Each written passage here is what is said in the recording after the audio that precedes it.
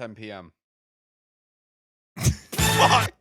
I was also doing the exact same thing. Jared was Can just anyone doing. listen to my segment? Ladies and gentlemen, boys and girls, welcome to the Section 10 podcast. Here are your hosts, Jared Carabas, Coley Mick, Steve Peralt, and Tyler Milliken.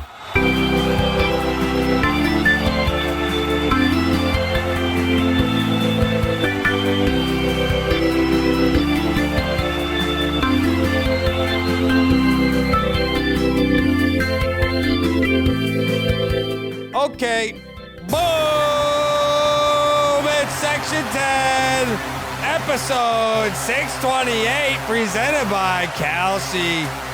It is the home of your 29 and 43 last place Boston Red Sox. You already know, it's brewed by Blue Moon. Suck one. It's produced by Jose. Woo! And you know what? I don't know, man. Imagine having to climb a ladder, and if you get to the top, you have like the sweet release of just getting to the top, right? Mm-hmm. And you feel like you're pretty close to the top of that ladder. And then you just look down, man, I'm a long way up. And then you look up and you're like, I'm not even close to the top. Not even close to the top. And that's where we're at in this Red Sox season. Yeah. There's a long way to go. 90 I feel games. like we've already climbed so high. I feel like a lot of us are at the point of just acceptance that this is what it's going to be. This is what it is. Maybe everyone except for Craig Breslow, apparently, on Tuesday during the Nesson pregame, he was like, we got as good a shot as anybody to win this fucking thing. You know, Playoff odds, fuck them. I mean, I'm looking at the league. I'm looking at the talent on this roster, and I'm just like, man, how are we not still in it? That's alarming. That's alarming to me. You know, I had a former Red Sox player reach out to me today and say, how would you fix this team? What would you do right now? And it was a paragraph, and I didn't even start talking about players.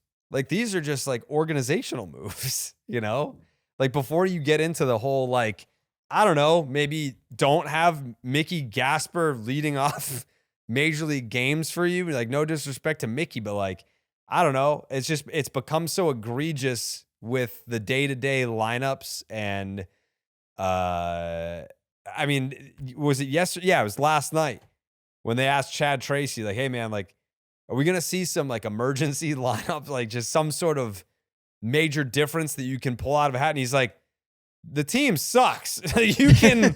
His last one was moving Durant down. That was the last button he had to push. You can jumble the names however you want. It's still going to suck. Like, you think that putting Caleb Durbin lead off and fucking... I don't know, Marcelo Myers going to hit cleanup now. You like, what do you want the guy to do? The players are the players, and they're not good. So, man, the fact that they tied up the game today was infuriating. It was like IKF and Caleb Durbin going back-to-back in the 8th inning to tie a Major League Baseball game. The odds of that happening had to be 1 in 6.8 billion. And they did it. That's exactly what it was. 6.8 billion is what it came out to. But the fact that that happened and it moved me zero. I was just like, man, what a waste of a season that you could have two of the unlikeliest players in your entire organization hit back-to-back home runs to tie the game in the 8th against a divisional opponent in the middle of June, and it doesn't matter. What the fuck, man? And then we'll get into it later on because I do want to take a deep dive. I think it'll be a fun little segment. But after I tweeted, I was like, this might be the worst Red Sox team I've ever seen. And I had some older folks be like, man, you weren't there for the 92 Sox. I was like, I've never heard of the 92. I felt like people forgot how bad they were in 2012 and 2014 even. Dude, Like, I know the shit sucks right 2012 now, Red Sox had a winning record going into August. but the they season, were so miserable through the rest of the year. I'm not saying that they're the same or whatever it may be, but the 2012 Red Sox were miserable because Bobby Valentine came in and it was like the substitute teacher who thought that he was the main teacher, who was imposing all these rules and regulations on the fellas, and everyone's like, what the fuck is this guy's deal? But these guys had all won. Like, he was pissing off the Dustin Pedroias, the John Lesters, the David Ortizes, the Kevin Euclids. It's like, these guys have multiple rings. Like, who are you fucking coming in here and bossing us around? These assholes, they haven't won shit. Like, they haven't won a goddamn thing. That's so what I made don't care 2012 if they're more miserable. enjoyable to me, though, that I looked at the team and I saw guys who actually made me feel something inside. I had real strong emotion towards you versus me watching IKF playing his 25th straight game. And listen, I know he's hitting 312. Good for him. But the fact that IKF is an everyday player at this point. Yeah, he's hitting 312. Good for him. I saw people, people down in Target this morning were like, and you know what? He's hitting 312 IKF. Good for him, but fuck him. You know, like that. 2012, you're 24 games under 500. We got a way to go. We got 10 more to lose. Yeah, but that happened in fucking August to September. Like this, I said this whenever it was that we did the views Tuesday night. I got there and I was like, I legitimately thought that you guys weren't even going to have episode 1. The season was over before we did our first episode. They had fired Alex Cora and the coaching staff before we did episode 1. To me, I know, I kind of go back and forth on this. I was like, I've watched many full 162 game Major League Baseball seasons, Red Sox seasons, and every year I have to remind myself just how long 162 really is, because there will be so many points in my head where I'm like, you're overreacting. There's so many games left to play. Like, be smarter than this. Just because they're having a bad stretch in April doesn't mean the entire season's over. They don't have it. They can get hot. We've seen it before. Things can turn around. In April, when they fired Cora and the entire coaching staff, I was like, that's it. Like, they're not coming back from this. If we're doing that in April, and I hear what Breslow's saying, like, oh, we're only doing it now because, there's so many games left and we think it's salvageable. They've been just as bad since the firing. And it feels worse. Like, I would have to pull up the numbers, but I would imagine their runs per game is much It is worse. lower. I calculated that before the show. 3.7 runs per game with Tracy, 4.1 with Cora. I'm surprised it's even that, because there was one point where I pulled up the Chad Tracy era runs per game, and it's not his fault. I'm just saying the runs per game, and it was like a full run worse. Yeah, I mean, the field test, it's the same thing. I did like the T tweet today mentioning the difference between Tracy and Cora, and it's the same, games under 500 at this point. 7 games under 500. Yeah, it feels the same. And Jerry, you alluded to it with Tracy in the post game. It's almost like us watching at home that watch all these games, like have a Chad Tracy translator already. Like, we know what he means with the body language and everything. Like, they did ask him, I think it might have been G-Bob, just like, you gotta mix it up with the lineup. And he basically said that. He was just like, what the fuck am I gonna do with this lineup? There's no one else I can put in these spots. It's like, oh yeah, Mickey Gasper's leading off. That sucks. That's what the ingredients are right now. That's what he has to work with. It was the same with Alex Cora. And obviously you mentioned, see, like he had Roman, but he had a pretty terrible version of Roman Anthony. Roman so sucked. it's like, And he was awful. They were hurting the team more than they were really helping in a lot of ways. So let's not act like it's some drastic thing. And we've had all this drama, all these different moments already pop up this year that would make you sit there and question, would have it happened with Cora, or did Cora maybe cover up some things that we hadn't seen before that never leaked? But Chad Tracy, like, you ask him, the Red Sox can't come through 2 nights in a row, the first 2 games of the series. Sometimes it happens. I know that's not a good answer. Sometimes it happens. That's a guy who no longer has anything to excuse or explain away. There's nothing. It's just, dude, I live here. It's hell. You guys know it's hell. I can't say anything that's going to make it sound better or be framed better. And the only reason why I harp on the Cora stuff is because there were so many people that wanted to make a point that first week. It's like, look at the young guys, man. Look at how loose they are. Oh, Cora had been holding them back. He had underperformed all these years. Be for real about what the roster is and the shortcomings they have right now. It was never an Alex Cora issue, just like it isn't a Chad Tracy issue. And I had an issue with him in this series where I thought, he didn't look too great in that moment with the pinch hitting situation in game 2. But in general, it's not about the managers. It's about the guy who's above them. And he's the one who scapegoated Cora. And now he's going to sit here and there's nobody left to take a bullet. He's next up. It's not about the managers. It's about Kalshi. Because on Kalshi, you're trading against peers in the live market, meaning that there's no house. And as the probability changes, you can buy in and out of your position. For a limited time, you can download the Kalshi app and use the promo code SECTION10 to get $10 when you trade 10. That's Kalshi, Kalshi. You can trade on anything. Shout out to our presenting sponsor. That would be Kalshi. Yeah, so I just want to double down on this. I did not want to gloss past this. I don't even know what the adjective is. Like, I wasn't angry. I don't know how to describe how I felt. Like, empty. I guess empty would be the word when Durbin hit that home run to tie the game. And I was just like, man, like, I don't feel anything like that. Yeah. I was mad. I guess, yeah, I was mad that I didn't feel anything. And it's Fenway Park and the Scottish people are there and the World Cup crowd is out and about in the city of Boston. So like I'm sure the vibes were great. Steve, I'm sure you could speak to that. I don't know if you did you stay for the whole game? I did stay for the whole game, yeah. What was the vibe like? Like, you would have thought that they're fucking 20 games above 500? It started with the out at the plate. I believe it was Sadon throwing out George Springer at the plate in the top of the 8th at that point. Great moment for Connor Wong before the 9th. Yeah, huge moment for him there. But yeah, that was a hose. You could kind of see it formulating. The play at the plate, he gets him out. You would have thought, Jerry, that the Red Sox were holding on to a 1-run lead in Game 7 of the World Series based on the atmosphere there that the Scots have brought. And I guess just that the, afternoon on a Thursday Fenway crowd was bringing if you're taking work off and all that. Then to the bottom of the 8th, and because I kind of moved around during the game like I normally do, I was going to get more stuff with the Scots. I'm sure there's folks listening to like, I'm maybe a little Scottish peopled out at this point. So I'm sure there's a little bit of a line where it's like, okay, we've seen these guys. I do respect the hell out of them, but I was like, we'll pivot from that. And just kind of for shits and giggles, I was rolling on the at-bats with IKF and Durbin. And I'm like, there is no way right now. After IKF hits the homer, that's coming right off of Sweet Caroline. Probably the loudest Sweet Caroline I've ever heard at Fenway in my entire life. Isn't that a thing over there, though? Don't they do that? It is, yeah. They know the words just as well as we do, and they sing them louder than us because they're more passionate than us at everything. They're happy.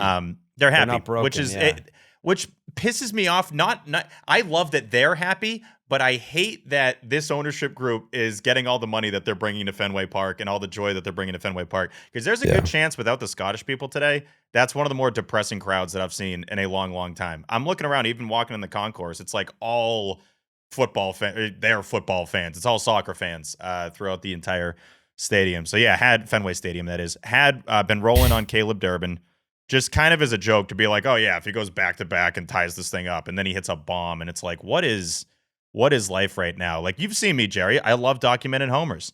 I would have loved someone rolling on me and how just lifeless I was filming this guy rounding the bases as the entire park is just going insane because you knew they were going to lose. They're the fake comeback Sox. They've been doing this now for months, for the entire season. At least they tied it, right? Usually the fake comeback, they don't even tie it. Yeah, you get tit 8, which is rare. Yeah, normally the comeback, you get down by 1 and then you give up the 3-run bomb in the 9th inning. But did we? What's up? Did we get today? Oh, in my defense, I don't, and I obviously am awful with tie in the 8th, but I don't do tie in the 8th of the park because that would spoil it. I am ahead of everybody. There is reasoning there. You could be in a room with only a computer, you wouldn't do it. That is just me and Jose. No one did today. I was anyone at the gym. That wasn't at the park watched this game.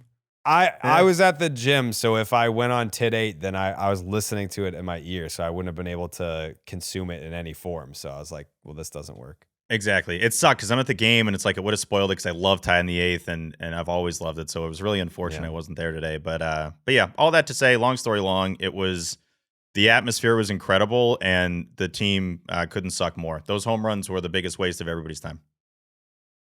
Yeah. It was also Trey Savage just being absolutely out of gas, completely dead out there. He probably shouldn't even been out there. No, it was crazy to send him out. Their bullpen's just exhausted because they had to throw a bullpen game the day before when Scherzer went down. And they don't respect this lineup. He should have gotten through that with an unscathed. No, definitely. Bullpen game where you score 0 runs. Yeah, IKF fucking the leg kick he has going on. I have never seen anything like that in baseball. It is a softball kind of move. Yeah. I kind of fuck with it. It's kind of sick. It's I will high. say- Like, the knee goes past the belt with It's it now. crazy. It has to be uncomfortable. Nah. It was funny seeing him cross the plate, and he's like, all right, like, here we go. Like, he kind of did this, like, let's go, fellas. And I guess in his defense, Durbin does hit a homer right after that, so maybe that did pump him up a little bit. But Also, even here, like- IKF after game 2, saying, like, we're pressing and all that. Yeah. And even just the fact we're at this point where we He need followed IKF it to be up the voice in the today. clubhouse is so stupid. But that's it. He's playing the Rob Refsnyder role, and you can see like where it comes in, and he's always the guy they're kind of giving the mic to in these moments. Today, swept at home in division. It doesn't get worse than that, right? We've got to go on a Right. streak, and we've got to go on a streak now, or we're going to be having new players in this They locker don't. room. Like, I'll give IKF credit. Like, he's played good baseball. He's been much better than I thought he was going to be. 312, we all He's know been it. much better than the Red Sox thought he Dude, was going to everyone be. knows The about guy 312. at one point didn't get a start for over a week. He's admitted it. Everybody knew it. But Everyone at least knows he that too, steps yeah. up, and I think he is connecting with the sickos who are left because he's accountable. You can at Is he least trade respect that. piece, T? Oh, definitely. He's gone. I don't know what we're getting, but he's gone. He's having a great year. He's How in many people hitting 312. 312? Yeah. Just can't be many. Yeah. Everyday The other player thing on the too, Boston Red so there were a lot of quotes that were honest and real today that came out of the mouths of Red Sox players, uniformed Red Sox players. I wouldn't say actively playing Red Sox players, but the Trevor Story one I thought was honest. And What you did didn't see he the say? Trevor I Story? didn't see that. Oh, T's got it queued up. Why is Story giving quotes? Yeah, honestly, that was my reaction too. Seriously, I agree with Steve. It's like, really, that's the we quote? got to go on a run. Like, yo. Here That's we top go. step Trev. What do you mean? No one's coached more games than this guy the last 5 years. There's That a is non true. 0% chance that Breslow actually does fire Tracy mid-season, like he wouldn't commit to. He just pushes Story Yeah. up. Jerry Story just said, said Story. I thought I heard it wrong. I'm like, he couldn't have said Trevor Story right there. Okay. it's hard to believe that this is where we're at. It's hard to put into words that this is where we're at. I wouldn't believe it at all if you told me this at the beginning of the year. IKF had something like pretty similar in the That's column like me that saying, Smear like, wrote. oh, we had a great time the 8th today. Here we go. Like- When I originally signed here, I thought it was going to be a breeze to get to the playoffs. I really looked at how the team was last year, and I was like, we'll take the next step. I signed up to be a bench player for a championship team. When I wasn't playing earlier this year, I was still optimistic we were going to be a contender. Being a bench player on a contender isn't a bad thing. When I wasn't playing earlier this year, I was still optimistic we were going to be a contender. So you're no longer optimistic now that you play every day because you know the reality of the situation for everybody else. That is Man, real. I appreciate that. I'm hitting the IKF piss has out of the been- ball. We stink. Yeah, IKF has been a huge bright spot for this team this year. Like Yes. the quotes, the impact, just the around mystery, the intrigue. Yeah, like yeah, not man. explaining or clarifying comments. That is a Who good point, though. cares? If a guy's saying, like, the fact I'm getting consistent play, we are fucked. And again, 312. Like, I don't need to say everything that everyone knows. Yeah, but, he like, said 312. So yeah, but like, yeah, I like the honesty. Like the fact that I'm playing every day, we fucking suck, man. Like I shouldn't be out there. Fighting for my life out there. You sure again, Skip? The lineup starting? I'm a bench guy. Yeah. Yeah. It's bad. It's bad. I mean, like, it's just, it's Groundhog's Day every day. And, in the second inning, they go down 2-0. And I tweeted, Red Sox down 2 in the second inning, game over. At no point did I have any fear of looking like an asshole. Even You're an when inning they late. tied it, Yeah. I was just like, yeah, like it's tied. They're not winning. And even if they were winning, it's like they're still gonna lose. This is what Yeah. they do. It's what? It's now 1-39. 1-40. Went down by 1 2 and plus. 40. That's 2. That's the 2 1 one. and What's the 40 3-1 when they're take? down by at least 2. Yeah, 0-32 when trailing by 3 runs or more. 'Kay. 0-39 when trailing after 8 innings. A lot I'll of say real fight quick, in Jerry. this club. Mhm. There's it's kind of like when we were watching the Tom Brady. What do you got, T? I'm sorry. The fight, the fucking 9th inning, the last 2 nights.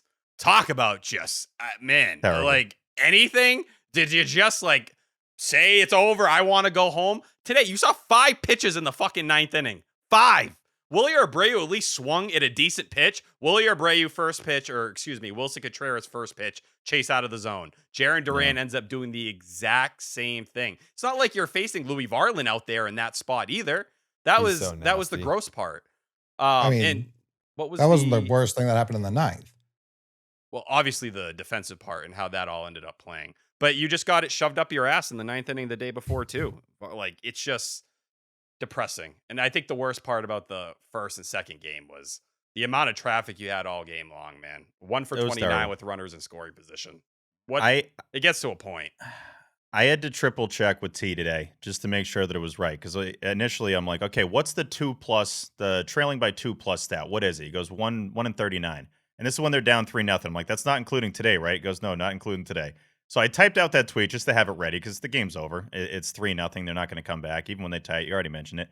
And just typing it out, it's like, there's just no way that's right. Like, it is, but 1 and 40 when you're down by 2 or more, it's just, it blows your mind. And the point I was going to make is that it's like when we were watching Tom Brady on the Patriots. And you'd get these stats where you're like, is that true? They've won 50 straight home games? Now, I know that wasn't like the actual step, but there'd always be one where I'm like, what? It's been 6 years since they've trailed by double digits at Gillette. And it wouldn't make any sense. But when you'd be in it, you're like, oh, okay, I'm used to this. Like, it's Right. dominance. This is what we do. We're in the middle of the storm right now. That was the thing with the IKF quote today, and he's going to love to I don't think he gives a damn, but the fact we've talked about IKF quotes this much is crazy. That shows where we're at in the season. But he had one today, T. I think it was what? Like, it can't get any worse than this or something like that? Yes. And it's like, dog, oh, it certainly can. Like, it's not just can it get worse, it's obviously going to get worse. Like, He was like, there's just going to the be beginning. new players in the clubhouse. I'm like, buddy, you're not going to be in the clubhouse here. Whatever No. new players show up post-deadline, you're not going to be hanging around with them. But he'd be pumped with that. Wouldn't any of these guys? And Yeah, that's not I know we're worse. jumping around. This is the perfect time to jump around because who cares about the notebook or anything anymore. But the Willson Contreras Sonny Gray play was a little weird. Thank you. That was extremely weird. Like, was to that? see them collide like that at first, and Contreras doesn't even look at him. And, like, these guys played together in St. Louis. It's Yeah. not just here. Wilson doesn't know that. Yeah, sure, maybe. You might be right. To be fair, Sonny really didn't know any of his teammates either when he showed up here, so work in Sonny does progress. praise Willson any chance he gets. So I was like, Yes. that's He's interesting. afraid of him. That Yeah, much true. is super clear. Collided that hard. Gray's like checking on him. Contreras doesn't even look at him. He's like, leave. And I do wonder, what comes up with him. I know McAdam floated it on Fenway Rundown, and I'm not in the camp of trading Contreras, but I do think it's irresponsible not to listen. Would he waive his no trade clause? I assume he would. Same for Gray. think Those he are would. guys who are older in their career, but it is a fair question. Like, does Contreras care to go somewhere else with how well this season has gone? Offensively for him personally? Sonny, Why- is up I would at the hope end he of the year cares. anyways. So, he doesn't have much of a reason. I can't imagine he bought in the Boston area. So, No. I think he is fine as long as it's to a contender. I saw someone tweeted at me today. He only has 6 career postseason starts. So, he's towards the end of his career. I'm sure he'd like to get a 7th. Wilson's got the Cubs ring. He's got multiple years on the deal. He seems to be having a blast. I don't think he gives a fuck about anything else. Like, I don't know that he is willing to waive it. Yeah, I don't know about the blast thing, though, because this is a guy who's come out and spoken about the clubhouse being off. Multiple Sure, times but he's this out year. there raking he's top Sure. 10 in OPS. Like, I think he's like, I know this park. I can hit here for the rest of my career. Yeah, and that would be my question. Does he prioritize that over anything else at this point? But to kind of reference a clubhouse like you did and say, like, they lack energy, and it's June 18th right now. If another month of this comes and goes, man, like, it is just, It will. it gets to a point where it's just so much negativity, so much grossness. And I tweeted this.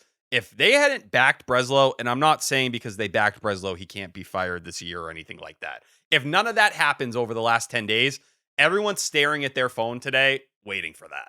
Today was one of those days where you get swept by the Blue Jays like you did. You're not competitive at all. Didn't they just with Liverpool back some sort of coach or something and then fire him like a few weeks later? They've done this with multiple they people sacked over them. the years. Yeah.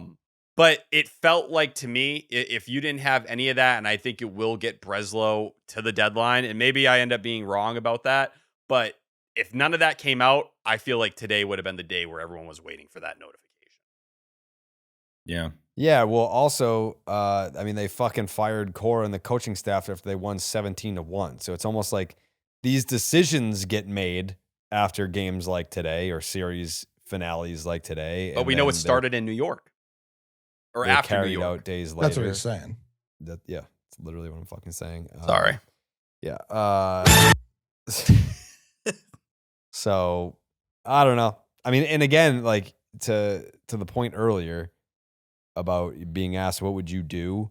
It's like firing Breslow is only the first line of a fucking full paragraph of things that you would have to do to fix this team. Like, you fire Craig Breslow today, does that fix the Red Sox tomorrow? No. There's still so much that you would have to do to fix this organization. Not saying it can't be done, but do you trust that they'll make all the right decisions in order to do that? No. And ultimately, I do believe that it is what I've been saying all along. They don't have the new Larry Lucchino. They don't have that one person in the ownership group who's solely focused on the Boston Red Sox.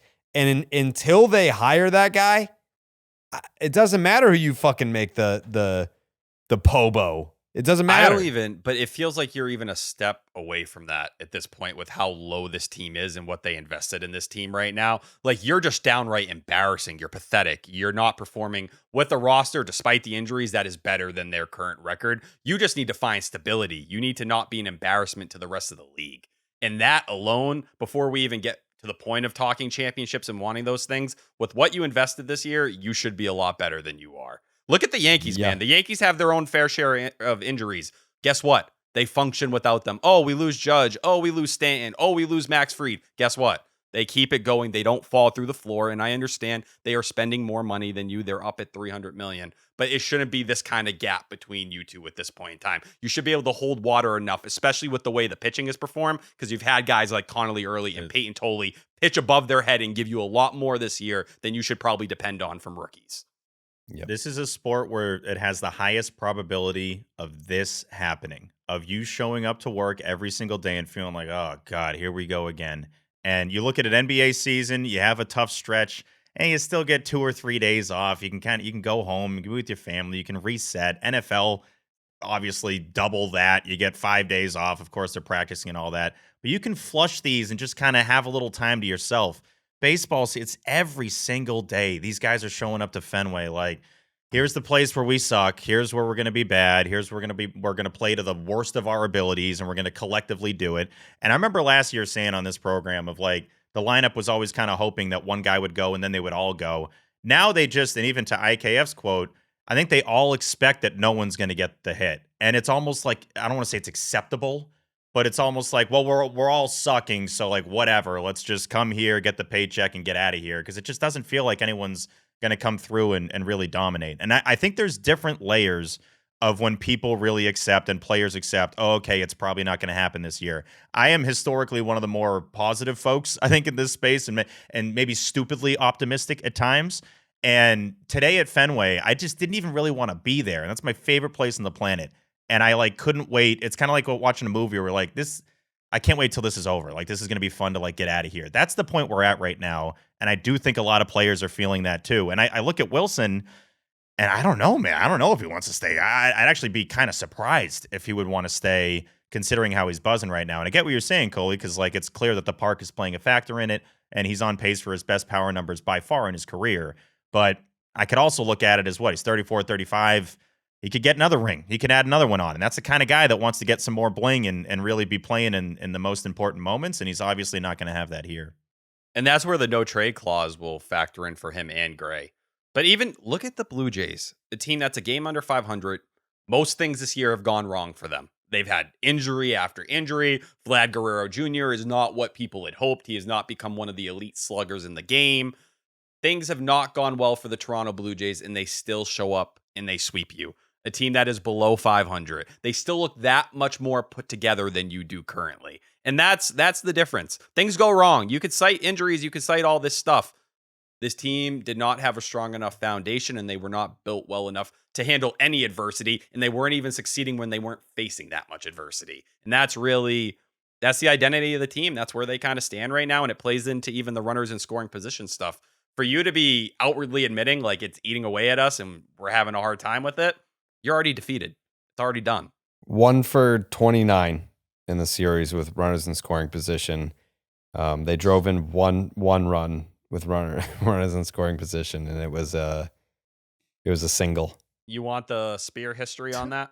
It's a 0.34 batting average. What do you got, Tate? It's the worst performance ever by the Sox in a single series with at least 25 at bats with runners in scoring position.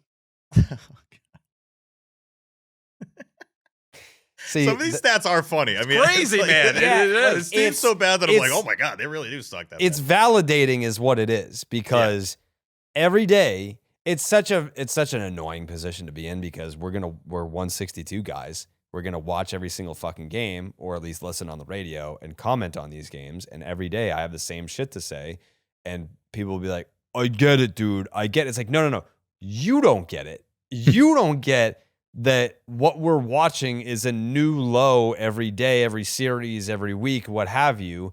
To sit here and be like 1 for 29 with a single, with runners in score, not for like with runners in scoring position. How many they left 28 men on base.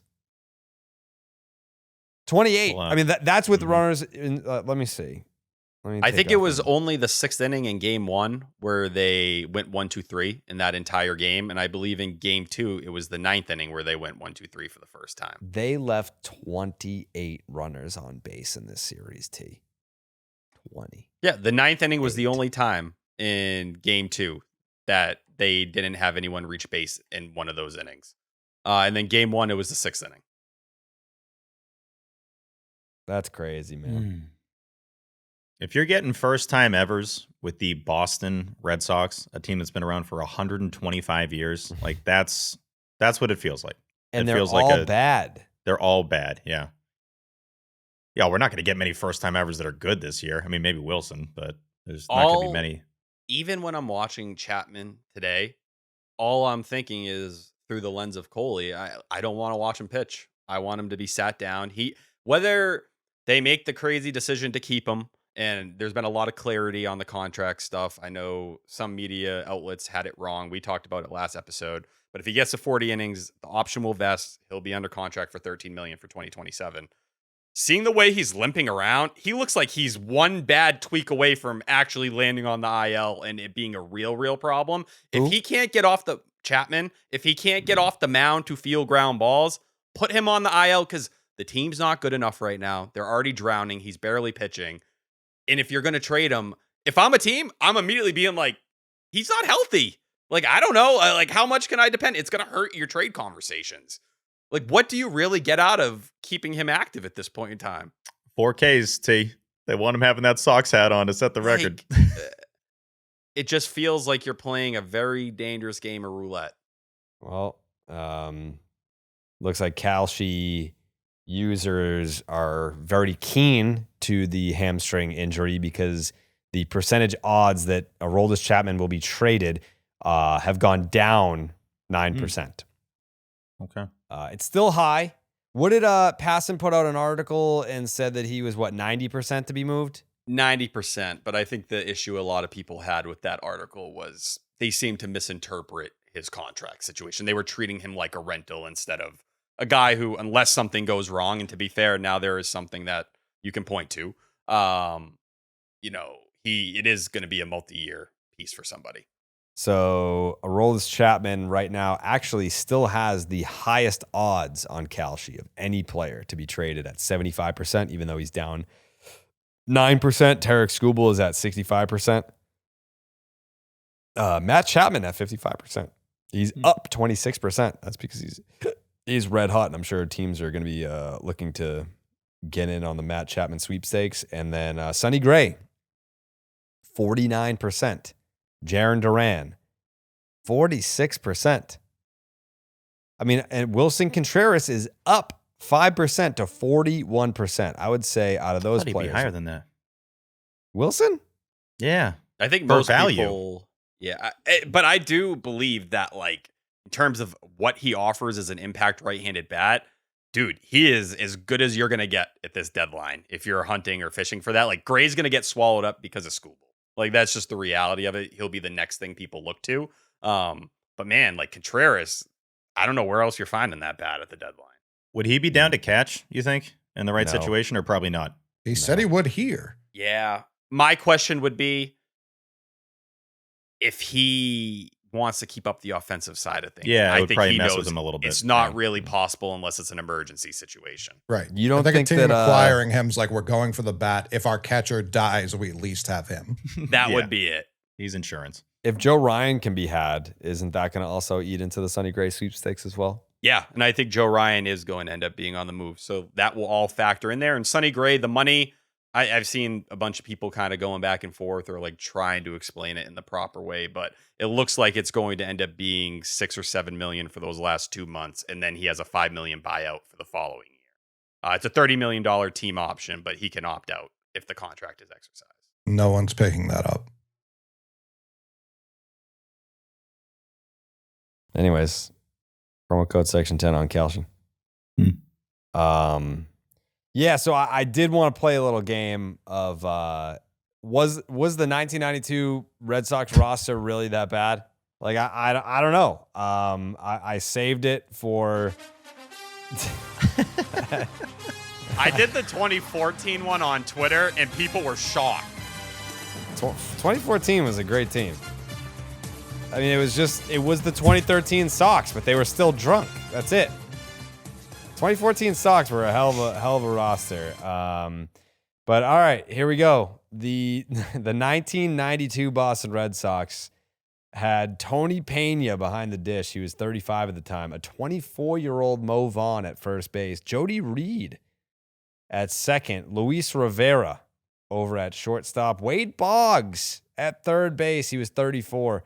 Billy Hatcher out in left. Bob Zupsik in center. Tom Brunansky, he was in right field. And then Jack Clark was your DH. Phil Plantier was also on this team. Scott Cooper, Ellis Burks, Tim Naring, John Valentin, the Gator, Mike Greenwell was on this team. Eric Wedge of Cleveland Indians managerial fame. John Flaherty. Steve Lyons. Ooh. Don't unbutton his shirt. No. He was on this team. Baseball Tavern legend. The Rocket Roger Clemens.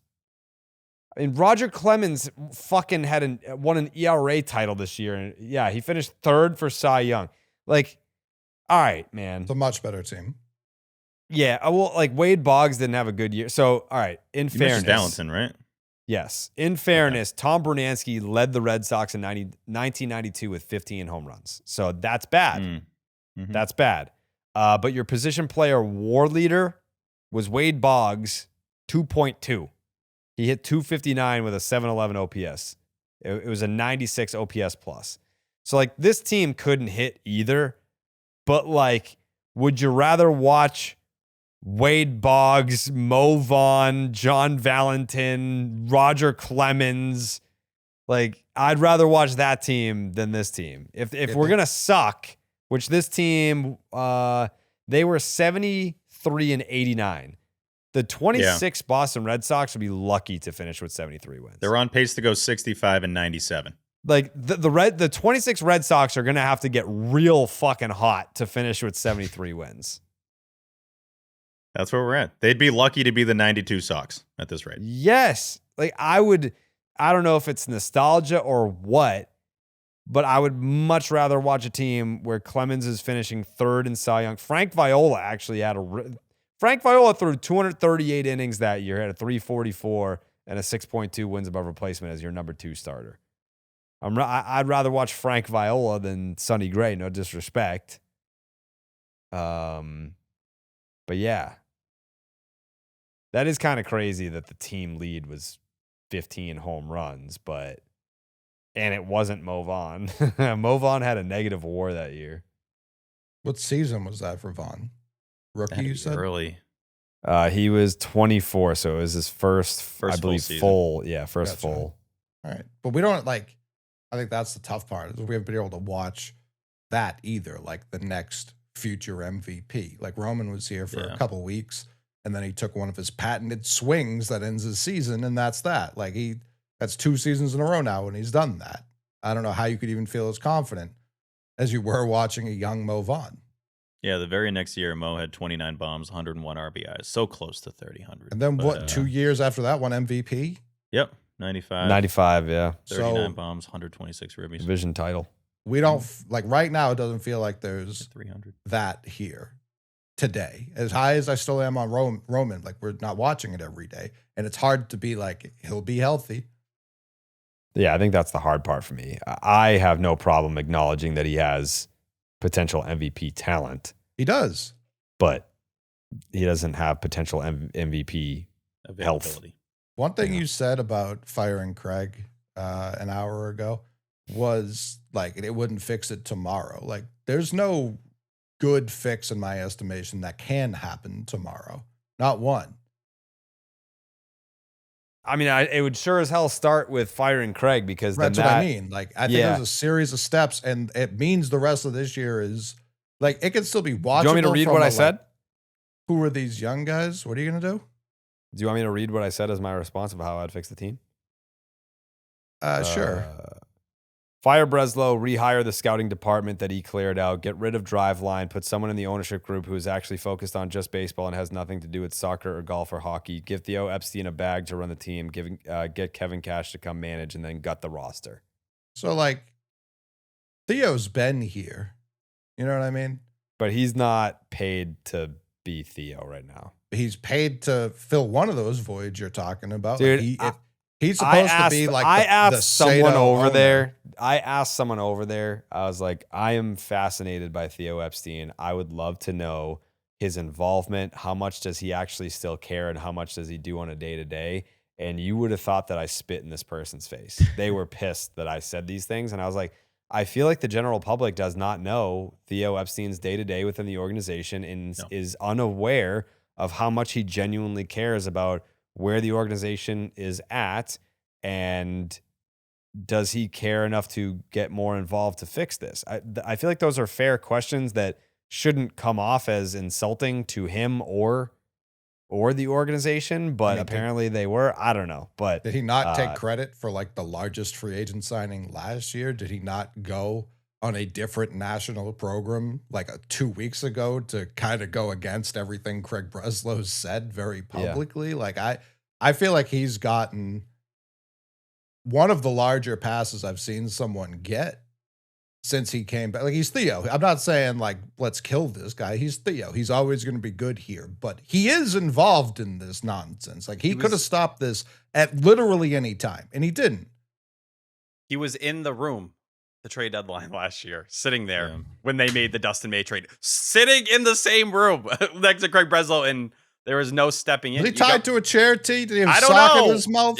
And listen, I remember reading the article. Jen McCaffrey had it about him stepping in and helping on the Bregman front at that point in time when they were kind of pursuing and trying to figure out post Juan Soto what to do. So like that existed there, but at the same time, you got to want it. And he doesn't clearly want it in that way. But we do know he disagrees, and clearly whatever feelings he has towards scouting not being valued enough, he either doesn't speak about them loud enough or the organization doesn't listen to him to take it in a significant way. There's no way they're not listening to him. There's no I agree. way. I think he's one of the few people that could actually get John Henry's ear. But even when Cora got fired, that's what we were speculating on. It was like, we didn't think Breslow could sell John Henry on firing Alex Cora. So was it Theo who stepped in, who had quotes talking about long-term managers before? And I don't know. I'm not going to say I know Theo wanted Cora gone, but seemingly some of the disconnects he has with Craig Breslow and how he's gone so far in the analytics direction seem to point towards him being closer to the Alex Cora camp than the actual Breslow camp itself. It is very 1 foot in, 1 foot out. And to your point, Coley, I feel like he's going to try to take some credit for things that go well, but then now obviously deflecting when things are going poorly. It's like, well, you can't get either. You really don't. Right. You aren't qualified for either. But then as Red Sox fans, we don't want to go at Theo Epstein of all people. So like he consistently is just kind of this, he's like a thought. He's like this like hypothetical thing in the front office. A hussy? He's not. What's up? You just called Theo Epstein. Oh, yeah. He's a thought. Yeah, I think he's probably at the strip club. He's twerking for ones, Jared. Wow. That's what Theo's doing as a full-time job. But no, he's more just like a concept than an actual real being in that front office. And it is unfortunate. I did see that interview, and it was interesting where like he did the whole tiptoe thing. And I never like when people in those positions do that, but I get why they have to do it to protect relationships and not just like trash somebody.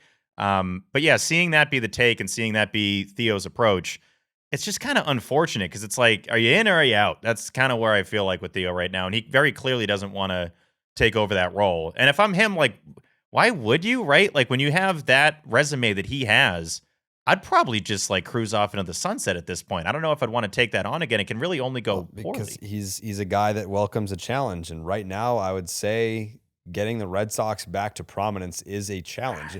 There's a difference between, when Theo Epstein showed up, the Red Sox hadn't won a World Series in 84 Like 2 years. Yeah. 84. Like he was interim GM in 02, took over full time in 03. Actually, Mike Port was the interim GM, but like Theo was pulling the strings behind the scenes. So yeah, like it was a massive challenge to win a World Series for his hometown Boston Red Sox at the time, and then he achieved that. And then he went to the Chicago Cubs, hadn't won a World Series in 108 years, and then he did that. And now it's like, yeah, you're a first ballot Hall of Fame baseball executive, and you can certainly ride off into the sunset. But at the time that he kind of stepped away from being an executive, winning World Series titles, the Red Sox were in decent enough shape. They weren't that far removed from 2018, and it's a lot has changed in a very short amount of time. And Theo, he's not fucking 70, right? No, he's like still how young. old is he? Late 40s, early Right, 50s, pushing maybe. 50, but yeah, he's very young in that space. Yeah, like he could absolutely still do this. It's not like he's 52, done it. yeah. Yeah, he's 52. It's not like he's done it for so long where it's like, man, I'm exhausted from a long career. Like, look at Dave Dombrowski. Still handsome as fuck, and he's got his white hair, and he's still out here signing superstars and trading for superstars and building great rosters. He's going to be 70 next month. Yeah, he's going to be 70 next month. Theo Epstein has to. If you grew up here and won here, there has to be something in his brain that is telling him you need to, like, there's only one man who can fix this. This is the kingdom that you built, and it is currently burning in ruins. There's only one man that can come in and fix this and bring this back to the golden era. It's you. I think it It's you. starts with Sam Kennedy and their relationship, and it would probably take John Henry moving out in some capacity or taking a lesser role as that face of ownership, and him and Sam Kennedy kind of branching out with their relationship, with how much they go back to their childhood, their friendship, being the future of the Red Sox, the handling of the entire organization and operation. I think that's what you would be hoping for.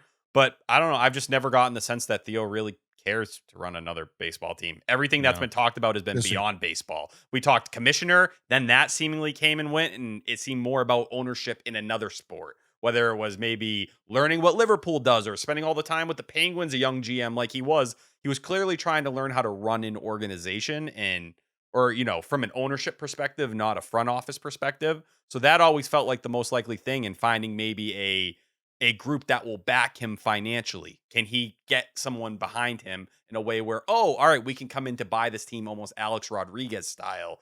I think that's what he would be hoping for. And maybe that could exist with FSG in that world with him and Sam Kennedy and the roles they have in that. But I think it's much more likely that we're going to hear a Derek Felvey, who's locally been sitting around and was asked to interview before. I think that kind of direction is a lot more likely. And you're going to circle back to a lot of conversations about, do you need to clear everyone out, or are you going to keep the same cooks, the assistant GMs that have been here for, however long, dating back to the Theo years? Are those guys going to be the ones under them, or are you going to completely blow this bitch out in a way where it just hasn't happened in the Henry era? I think he likes challenges, and the only challenge he has left in baseball is starting truly from scratch, which would be Nashville. And that's the other one. Yeah. Great take. Like that, I think it would be like a partial ownership, like points on the ownership, like you're saying, but he would be president of baseball operations with points. So like he would never get fired. He would train. I think right now he's got an internship with FSG, and his office. That's basically what it feels like. It's a paid internship. Yeah, I think that's what it is. And so that's every time he gets brought up, it really is like touching the third line for me, the third wire, because I'm like, he's been there for all of this. So his hands aren't clean. Now his hands are much cleaner than Craig's because he did 04. And like, I'm not an asshole. I'm not an ingrate. Like, that's why his hands are clean. Yeah, but it's not like, why isn't he doing anything about this? He's right there. He's right there. He could have stopped most of this, and he didn't. It's like a Derek Jeter kind of situation, right? Like where you're getting that This guy small can't wait to ownership talk stake. about the Yankees. It's the second fucking time he's brought up the Yankees this show. No, but in terms of Theo, that What's would Ben be Rice been up to? the kind of idea, right? Like that's what you would be Ben looking Bombs. for. It's just not a player. Don't even get me started on how great Brian Cashman's been. You know, like that guy. You want to talk Better about than what building we're winners. doing, man. Better than what we're Booney. doing. Yeah, yeah. We need to get Judge's Booney been in the crushing his time dugout. off. He's really doing great Yeah. stuff. Cash Didn't I've even been bring up talking Benny Yanks. Bombs. Twos, but all right, quick timeout. You know what time it is? It's Blue Moon time. It's actually the weekend, which actually does mean that it's Blue Moon time. We'll be in Portland today, Friday, Section 10 night Mm-hmm. in Portland, Maine. The Sea Dogs. Very excited. We'll be drinking Blue Moons because no baseball date is complete without Blue Moon Belgian White. Born in a ballpark 30 years ago at the Sandlot Brewery in Denver, Colorado. Blue Moon's bold flavor, bright explosion of color, and iconic orange slice ritual guarantees a one-of-a-kind beer drinking experience year-round. And for those occasions, when you want a lighter option, reach for Blue Moon Light at only 95 calories and 3.6 grams of carbs per 12-ounce serving. It's a refreshingly light alternative beer brewed with real tangerine peel. And if you're looking for a great-tasting non-alcoholic beer, you can try Blue Moon Non-Alcoholic, still made with real Valencia orange peel and coriander with just 80 calories. Great for when you want to hold the alcohol, not the flavor. T, I know, you know, you're calorie counting right now. How many Blue Moons can we do tomorrow night? One a week. Just one? Correct. Oh, Especially on a Friday night after the weigh-in. It's okay. night. You can't have cheat moons. Cheap moon. Ugh. I respect the dedication. You It's know, a different grind around here, baby. Yeah. Good for you, T. I'm gonna have 90. So, yeah. This I'll carry you team, back man. to your room. Yeah, we'll talk about that. Blue Moon Light, a wheat beer from Blue Moon with exceptional taste and only 95 calories. Blue Moon Belgian White, brightly brewed with real Valencia orange peel and iconically garnished with an orange slice. Get Blue Moon Light delivered by visiting get.bluemoonbeer.com/Jared for delivery options. That is get.bluemoonbeer.com/Jared. Blue Moon, made brighter, celebrate responsibly. Blue Moon Brewing Company, Golden, Colorado. Suck one. Jerry Rally Caps, Lucky Socks, never stepping on the foul line. Baseball, the sport that we love, is full of superstitions we hope give us an edge. But let's be honest, folks, most of it's just luck. That's how I used to feel about hair growth products until I found Nutrafol. Let's be real. Baseball hats are great on game days. I wore one today at A&B. Yuck. But they're not meant to be a full-time solution. That's how I felt about dealing with my hair thinning. I didn't want to keep covering it up. I wanted to take control. That's when I found Nutrafol. Nutrafol is the #1 dermatologist-recommended hair growth supplement brand and the official hair growth partner of Major League Baseball. Nutrafol's hair growth supplements are physician-formulated, clinically tested, and NSF certified for sport. It's not a one-size-fits-all approach, folks. Nutrafol has formulas for men at every stage. There's Nutrafol Men for guys 18 to 49, like T and all of us, to help grow thicker, fuller hair in 3 to 6 months, and Nutrafol Men 50 plus, you guessed it, for dudes over the age of 50. Adding Nutrafol to your daily routine, it's super easy. Order online. No prescription needed, with automated deliveries and free shipping to keep you, my friend, on track. Plus, with a Nutrafol subscription, you can save up to 20% and get added perks to support your hair health journey. Find out why Nutrafol is the only hair growth supplement brand trusted by Major League Baseball. For a limited time, Nutrafol is offering our listeners $10 off your first month subscription and free shipping. I love the free shipping, baby. When you visit Nutrafol.com and enter promo code SECTION10, which is the name of this show. That's Nutrafol.com, spelled Nutrafol.com, promo code SECTION10. Now back to Section 10. You know, you want to do a 1,000 bad OPS. contract for bad contract. I say we get Stanton over here. You know, It would be watchable. sure. Why I'd wouldn't give it up. be? I'd give up Great on player, everything. former MVP. If Stan You know? comes to the Red Sox, I will never watch another Red Sox game. How come? Anyone could come here and you would watch every single game, Tyler. That is a fair Yeah. take. So, you don't even know how he got here. He could have come here in like the biggest swindle of all time.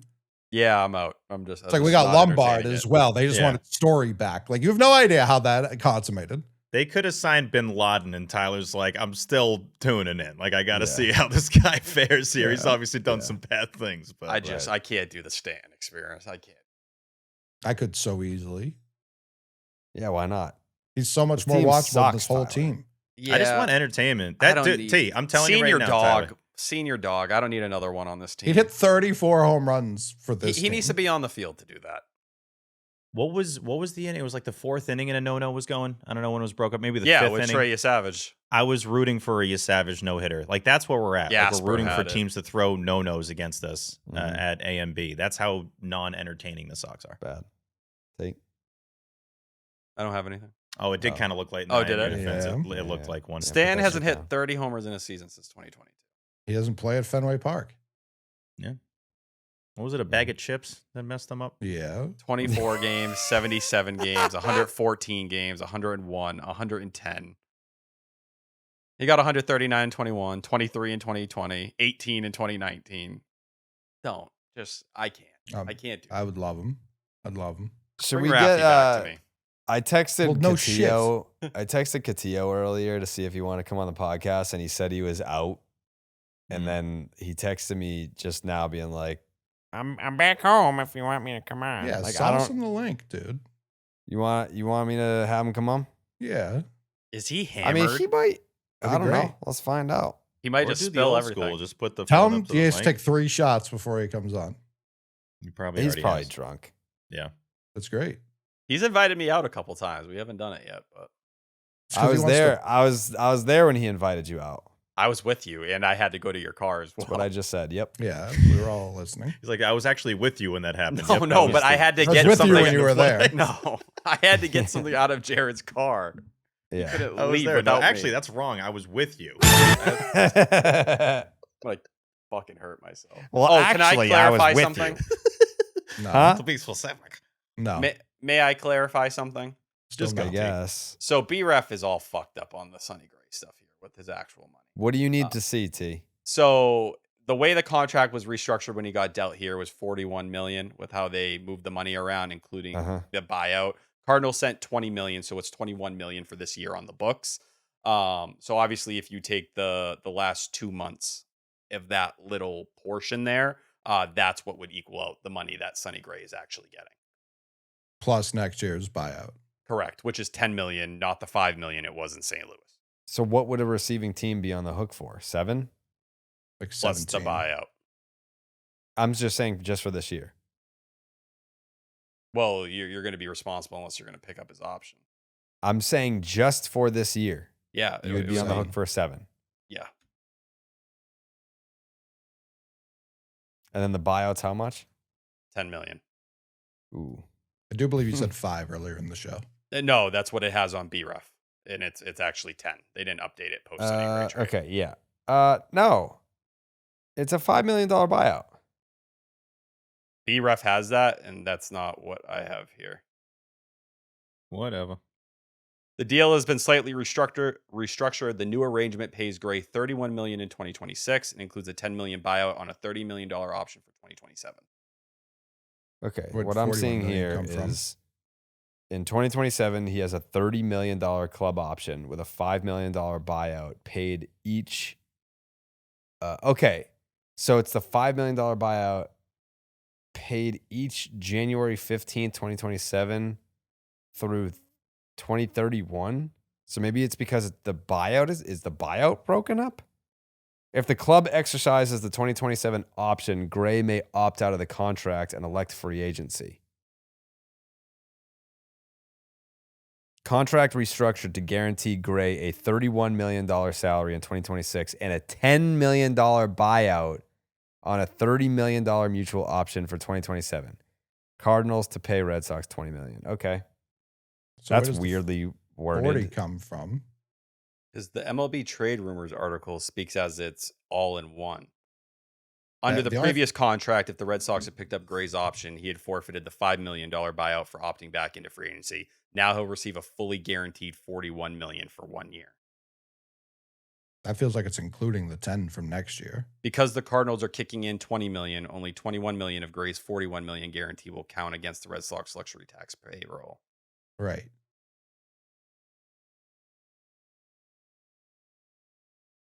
Whatever. He's gonna be dealt.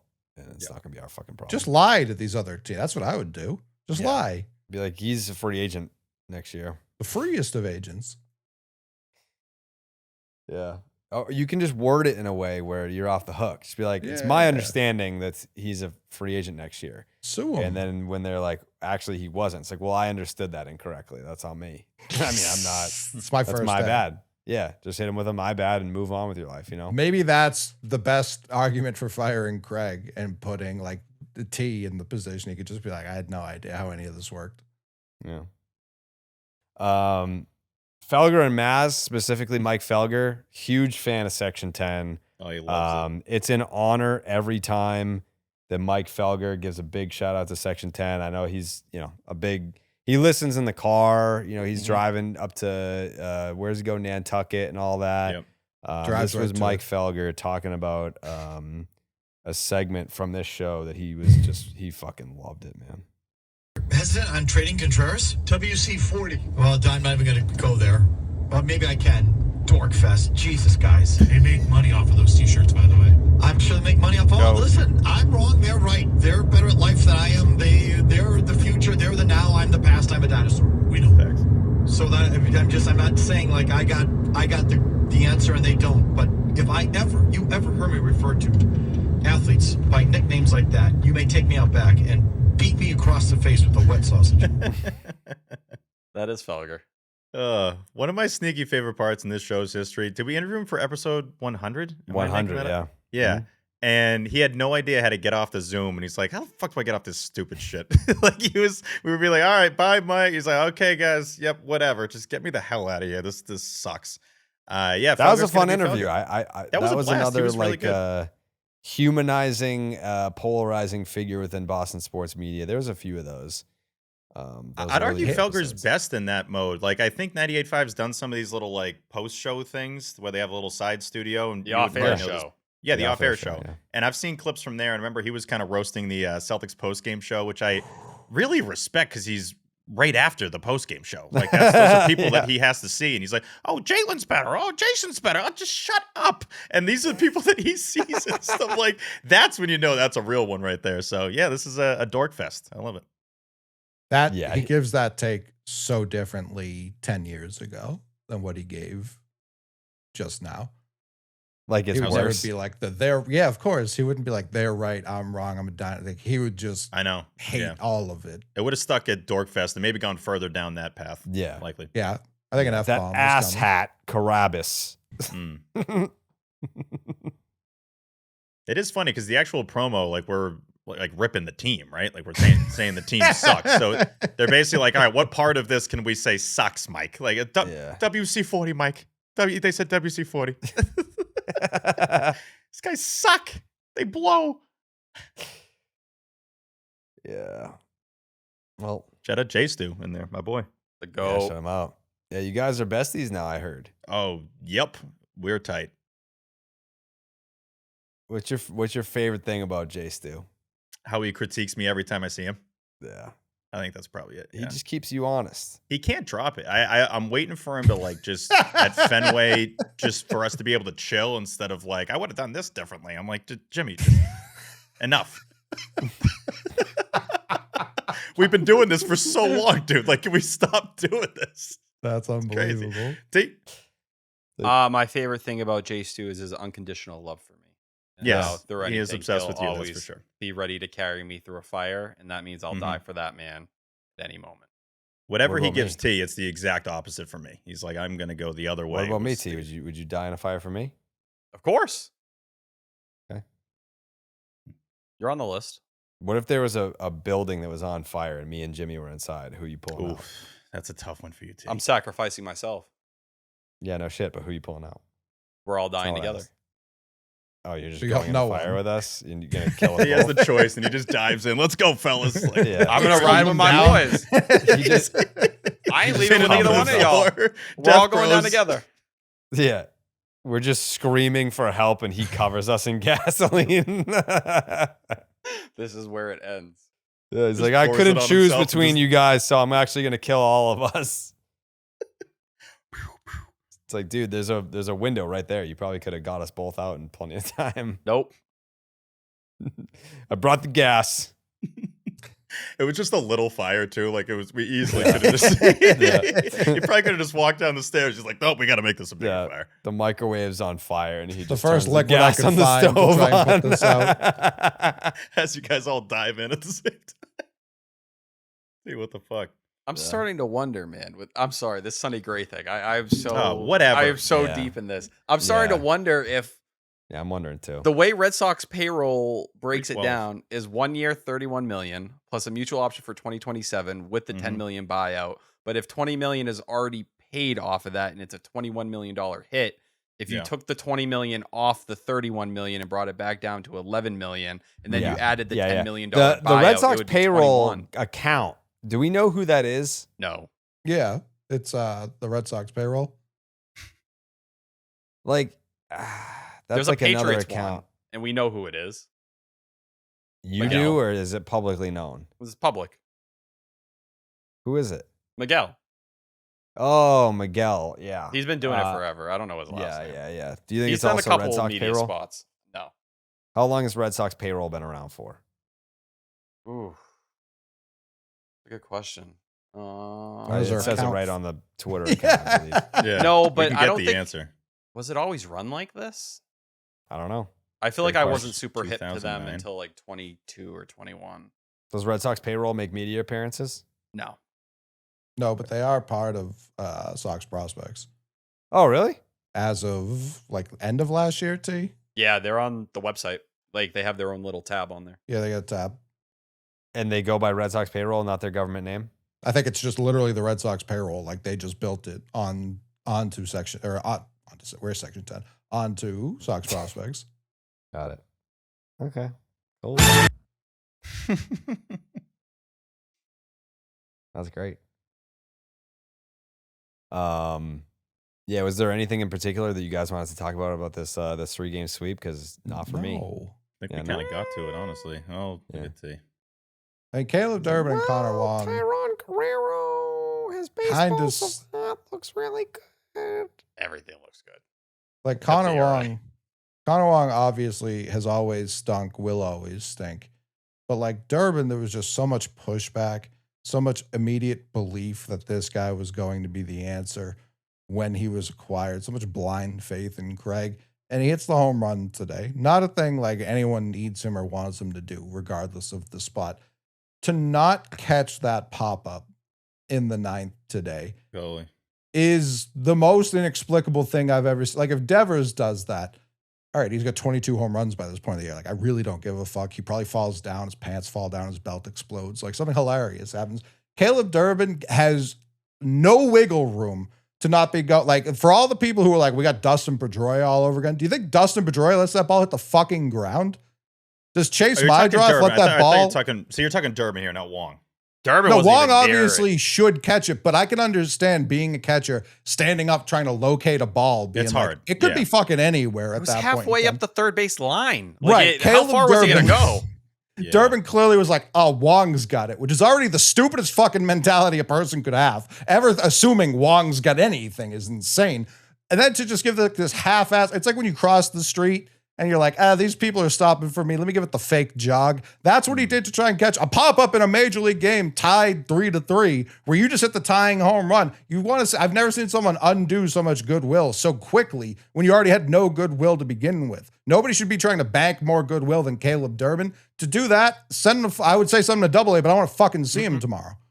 I definitely missed that part of the play because I know right before that ball goes up, dude, it was getting crazy. The wind was getting wild. Like The I was kind of the Valenzuela last row with the double. Part of grandstand there, and it was like, oh, okay, this is maybe the windiest I've maybe ever felt it at Fenway Park. The second that ball was in the air, I just audibly said, uh-oh. Like, even though that should be a normal catch by a catcher, that I don't know. And the Duran one too, that ends up getting to the monster. That's probably a fly out in a lot of situations there. The wind was really going crazy. So I didn't see exactly where Durbin was. Alan Peralt AP did text me afterwards and said exactly what you said, Coley. How the hell does Durbin not catch that ball or at least make an attempt? So At least be in the area. Like I can understand like, oh, this is windy. It's tough. That happens for sure.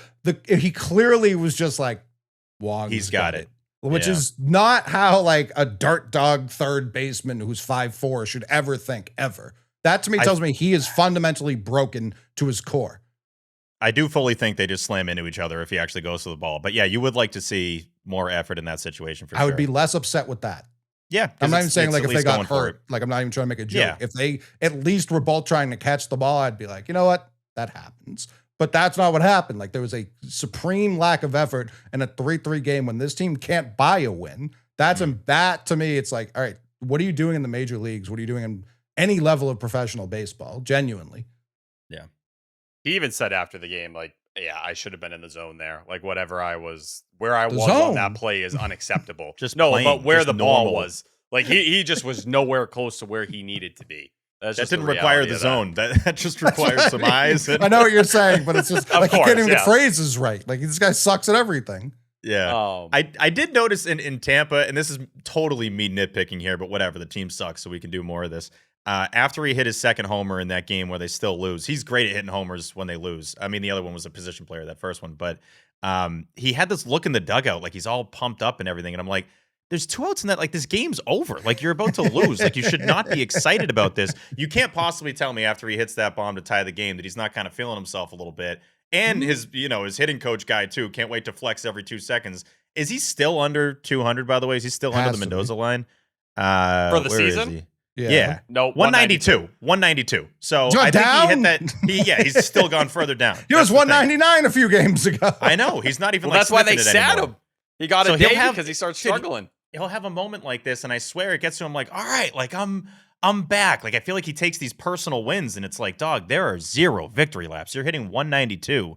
And yeah, I know it's not fair being the whole replacement of Bregman and all that, but your team absolutely sucks. So I'd need to see a replay of that because I was just looking up at the ball. But yeah, you got to at least be in the vicinity there and you kind of knew when that dropped. I'm like, okay, something's going to happen here, and it's not They've going to gotten away with a lot of them recently. Like the weird one with Yankee Stadium one, Contreras. Yeah, there's been a couple where like it felt like you were going to pay for it immediately. It was like, oh, all right. Like they still lost at the end of the game, but that wasn't the moment that cost them. No, it finally bit you in the ass, and I felt bad for Chapman. Talk about getting screwed. Your second earned run all year, a dribbler in front of you, and a ball that got picked up in the wind. Not only continued the inning, but the Valenzuela one too. That was just the wind. I didn't think that ball was going off the monster. No, just that can't be earned. We got to clean that up. Enough with the you didn't get a glove on it. That's human error. I know the wind factors in, but come on, that's got to be an out. That can't. It's also it's the BABIP gods, man. Like those swings from IKF and Durbin, like not very high BABIP swings. It wasn't like they absolutely mashed the ball on either one of those, and they can't. You end up getting BABIP on the other side. So it's like, all right, well, that's baseball. My only positive, or really one of the few things I felt great about, was Jake Bennett. It is. I'm going to say it. I think Jake Bennett deserves some love.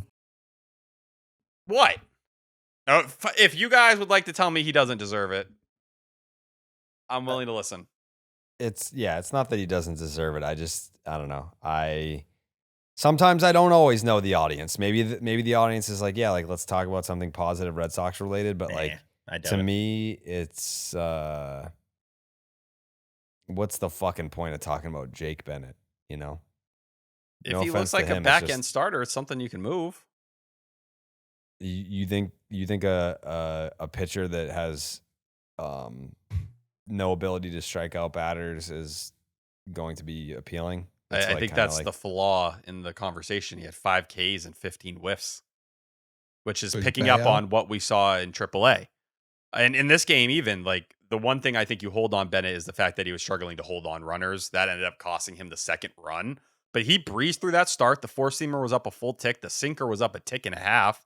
We saw more of the sweeper. He doubled its usage to 9%. But he was pounding the zone, 15 out of 20 first pitch strikes, 70% strike percentage overall. Only 2 hard hit balls the entire start. Like, yes, it's a 4.79 ERA in those first 4 starts, 3.34 FIP, 3.39 expected ERA. The quality of contact has been weak. The strikeouts and walks are where you want him to be. The velocity looks like it did during spring training when we were talking about this. He is showing what we talked about in AAA after he got demoted. It's playing up in the big leagues. I think a lot of people felt like the race start was unlucky. So, I don't know, like Jake Bennett's going to get a leash here, and maybe it makes what Brian Bayo is going to go through down in AAA last even longer. But I don't know. I'm happy with what Jake Bennett's showing. He's shown more than I thought he was going to. I'm happy you're happy, man. Mm-hmm. Yeah, I'm happy you're happy. I'm not. Give me assets. We need assets, man. No one's with trading you. for I Jake. thought you said Bennett. asses. I was like, hell yeah. If he puts together a couple months and he looks like a back end starter, I Give think me that has value. asses. They're Just give me calling- asses. They're Okay. calling for Connolly early. Yeah, I think Conley early would be in there, but I think Jake Bennett. They're can have starting value at the too. top. They're starting at the top, and it's quite the trickle down before we get to Jake Bennett discourse on trade phone calls. If you're looking to make deals and you have a guy who looks like a controllable back end starter, I think that has value. Right. That's why they'd call for early. Yeah, I think Bennett could fit into a similar category. Not yet. I think he's like a full step below that. But if If the not velocity more. plays up, then you are getting into a lot Sure, of but the he's never similar- been able to really string that together over multiple starts at this level. No, at this level, but to see it play from what we saw in AAA to it now playing in the majors, there's some consistency. First year in the pitching lab as well, where it's like, all right, if you can start to maintain that velocity and it starts to grow, which a lot of people believed was going to come, including the Nationals, but they were more in on the ceiling of Luis Perales. I think that has value. I think Jake Bennett can have value. I'm not telling you it's the craziest piece in the entire world, but look at what Connolly Early is going through right now with his homer issues and some of his command problems. He's not a finished product by any means. And when you talk about No. Connolly Early, the stuff underneath the hood told you what was going to happen well before it actually did happen. And I like Connolly Early. I think he can probably get to a little bit of a higher ceiling than I envisioned for Bennett. But if you're a Bennett guy, there's certain things you could cling to there that you could make an There's argument for. I want to make it super clear. There isn't a Bennett guy out there. There isn't. No. I don't think people are this low on him. I think you guys. I don't It's think not anyone's about high on it's, him. yeah, is the- like is the yeah, issue. it's No not one's about high being on low him. or high. It's just like he's just not on people's radars right now because of where the team's at. Yeah. Like if the team was even within striking distance of being 500, 500, then yeah. it's like, all right, yeah, like I'm liking what I'm seeing from Jake Bennett and this and that. Like they're so far out of it. They're so bad. They're so dysfunctional. I'm not even like a prisoner of the moment. I can't recall reading replies from people this frequently about not watching the games anymore, about canceling their Nessun subscriptions. Like that's where we're at. So I just if think we're they're talking, different convos. Like it's yeah, one I thing to just- say I you're don't- not I don't interested know in the that I team. don't know that anyone is like, yeah, man, I really hope they hit on Jake Bennett this pod. But listen, if you're not interested in the team, like then you're already out. If you're talking about Jake Bennett and the guys that are on the end of the roster, like you're a sick fuck. You're the people listening to this podcast. Like I think if you're saying like, oh well, what's the point of talking about Jake Bennett because the Red Sox suck? Well, in general, what is the point about talking a majority? It's things not with the Red about Sox? talking about him. It's about talking about him as like you just referred to yourself as a Jake Bennett guy. That's what we're saying. Like, I said if that's- all I've said is Jake Bennett, I think could be a back end starter. That's been the take. There we I'm go. not painting the picture that he could be a number 1 or a number 2 or a number 3. But I think there's something in terms of a young arm that you invested in over the offseason that a lot of people were upset about, showing something at the big league level. That's notable to me. All right, major announcement time. Major announcement time because not only did Baseball is Dead partner with Baseball Lifestyle 101, but the 10 did too. Mhm. Coley, I know when we shot that the video at the Aquarium, the McMahon was already rocking the Baseball Lifestyle 101 gear. Very excited about this partnership. I've been talking about it all week on BID. This is my first opportunity to get to talk about it on Section 10. Genuinely fired up to have Baseball Lifestyle 101 as a part of this show. If you've spent any time around the game, you already know about the brand. The gear is in the dugouts. It's on the field. The travel ball parents are wearing it. The kid taking cuts in the cages is wearing it.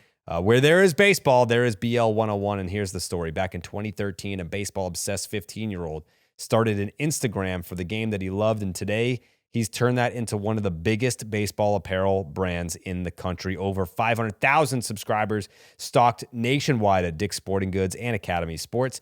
And here's why we partner with them. They make gear for the exact people listening and speaking to you right now. They've got tees, hoodies, hats that you'll actually wear off the field, plus a premium pro series for the serious player. I met these guys years ago, more than a half decade ago, when they were just starting out.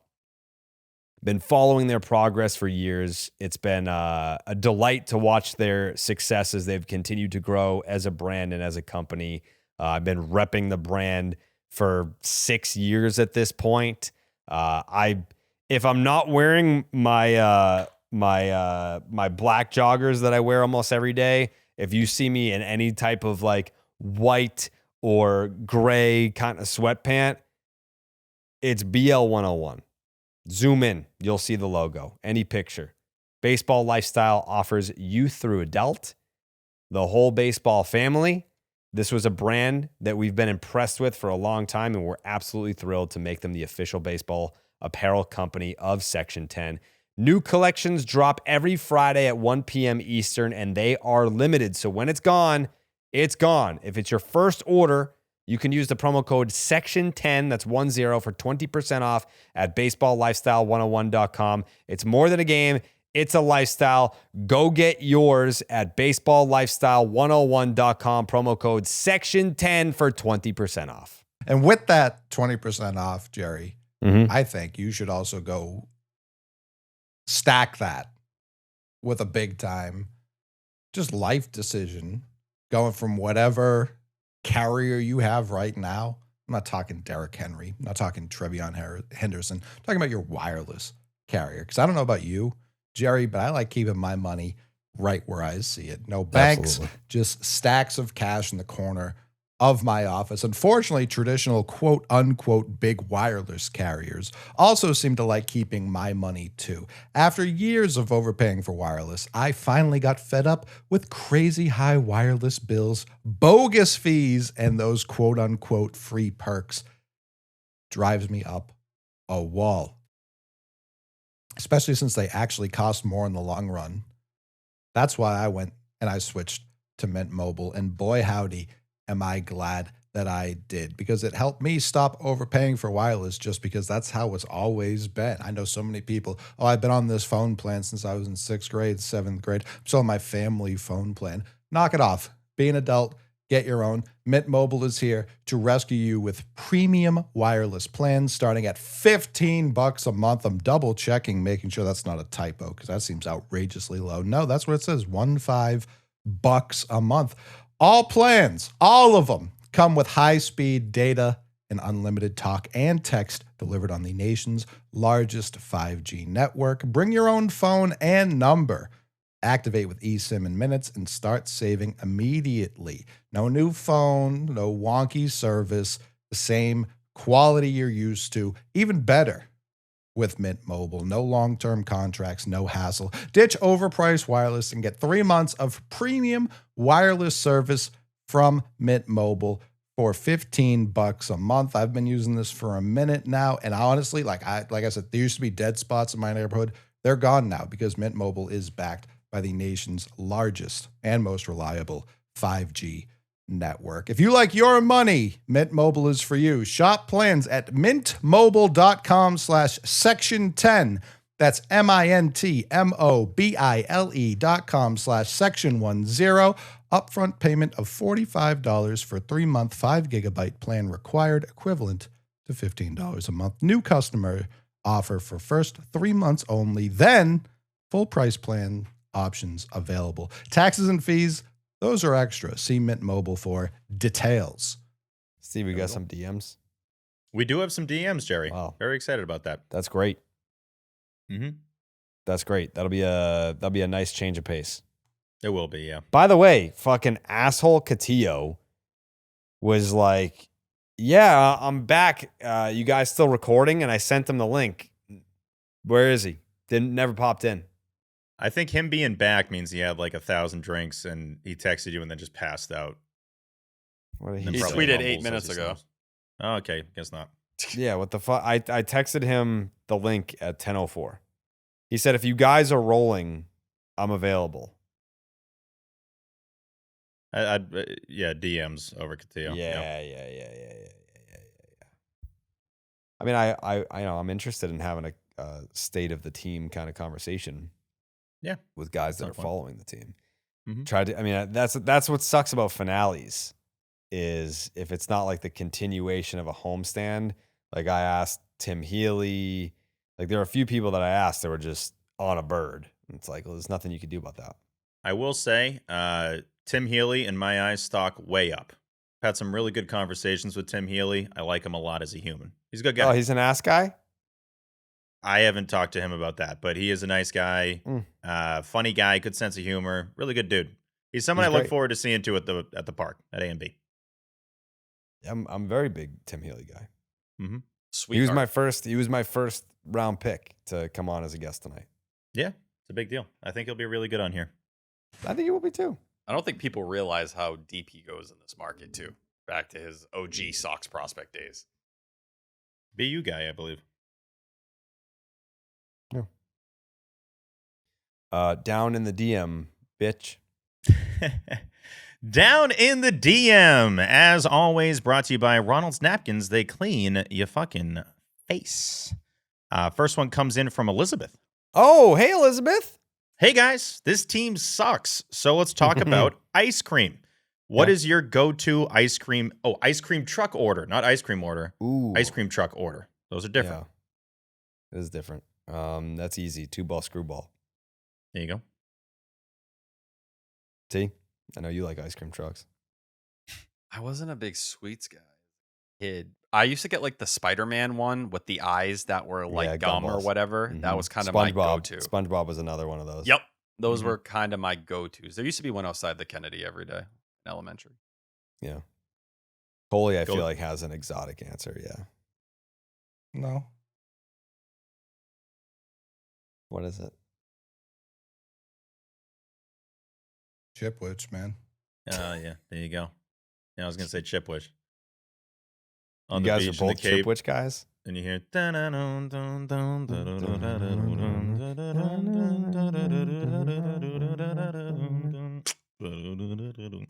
I love when they start to do a little remix with it. Like the newer ice cream trucks. Yeah. Can we play that jingle? Is that easy to pull up for one of you guys? Yeah, I'd probably get... that would be... Okay, that's a copyright thing. Okay. Yeah. T, can you do your best version of it? No. I don't even know how I'd start. I don't even. That's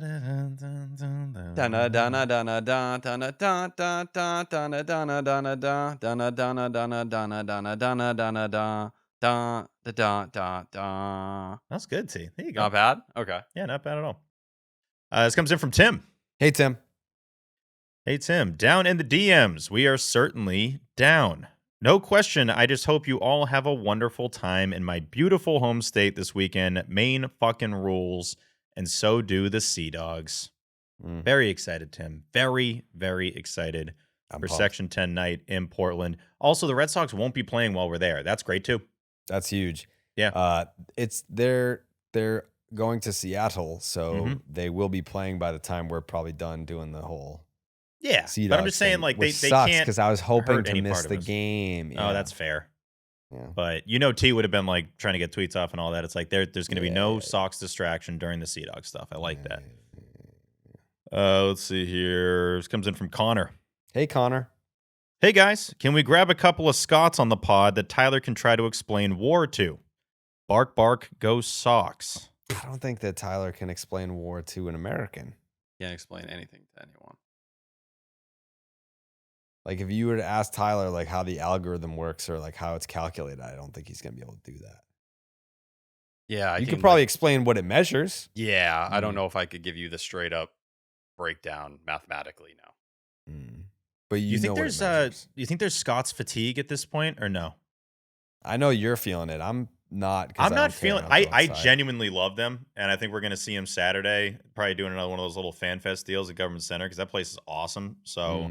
No, I'm just always feeling, just from a content standpoint, I always never want to like give people too much of one thing. And I know just in this region, you can be like, enough. But I mean, they're awesome. They're like truly awesome. But we kind of all have the same take. So it just kind of gets tired where it's like, yeah, we all think they're great. So I do think most of them are going to leave on Saturday because their third game's in Miami after Boston Stadium on Friday. So hell of a run, though. Great run for those guys. And gals. Comes in from Jason. Hey, Jason. One simple question. This is a big one here. Menunos? Not so much anymore. Yeah. I feel like she's I feel like she's kind of been off the grid, right? Like when's the last time you had like a Menunos encounter even on like social media or something? It's been a while. That was one of my favorite replies I ever got. Menuno's reply to me like 5-6 years ago, and I still think about it. Didn't you cross paths recently, Jared? That's Menunos? Stefanos, you idiot. Oh, you're right. Yeah, you're you right. fucking idiot. My fault. Sheesh. My fault. That's correct. You can pay me. It's okay. Yeah, that's he's got to go, Jerry. I'm willing to own that. You want to get banged right now? Fuck me, dog. Nah.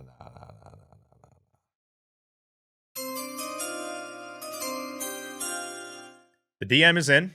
This comes from Dylan. Hey, Dylan. Guy or girl? Hey, guys. Not sure if anyone's asked this before, but out of the 4 of you on the pod, who would be able to pull off the town-like robbery at AMB? He says excluding Coley. Why? That's actually fair, though, because Coley has, like, the inside secrets. That's true. That is true. And I think everyone agrees, comfortably most likely to pull it off. I don't know. Probably. I would favor Coley. He'd have the best Kalshi odds. If Coley was I don't smaller, think I'd so. be more confident. I think I have the best odds because I'm more likely to be taken places willingly. You know what I mean? Yeah, you do have How- that coming for you. At How- Fenway Fest, you were in like the back rooms in like seconds. I was like, I didn't even know these places exist here. Yeah, I didn't factor in Yeah. the access. True. Yeah. What's the someone fastest somewhere you would could be like, leave "Oh, you want to Fenway?" see? You've never gotten to see the safe before? Come on." What do you realistically think the fastest you could leave Fenway is? 2.5, 3 hours? Well, if I was prepared for it and I threw like a hood up, then yeah, I could get out. I could get out no problem.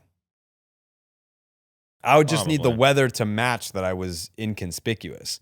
Like if it was like a chilly 55-degree kind of night and I had a hood that I could throw up, but I had it down before and I'm using like, "Hey, it's me, Jared. Show me where the safe is. We're doing a doc about it." And yeah, I feel like I could get access to places that are robbable.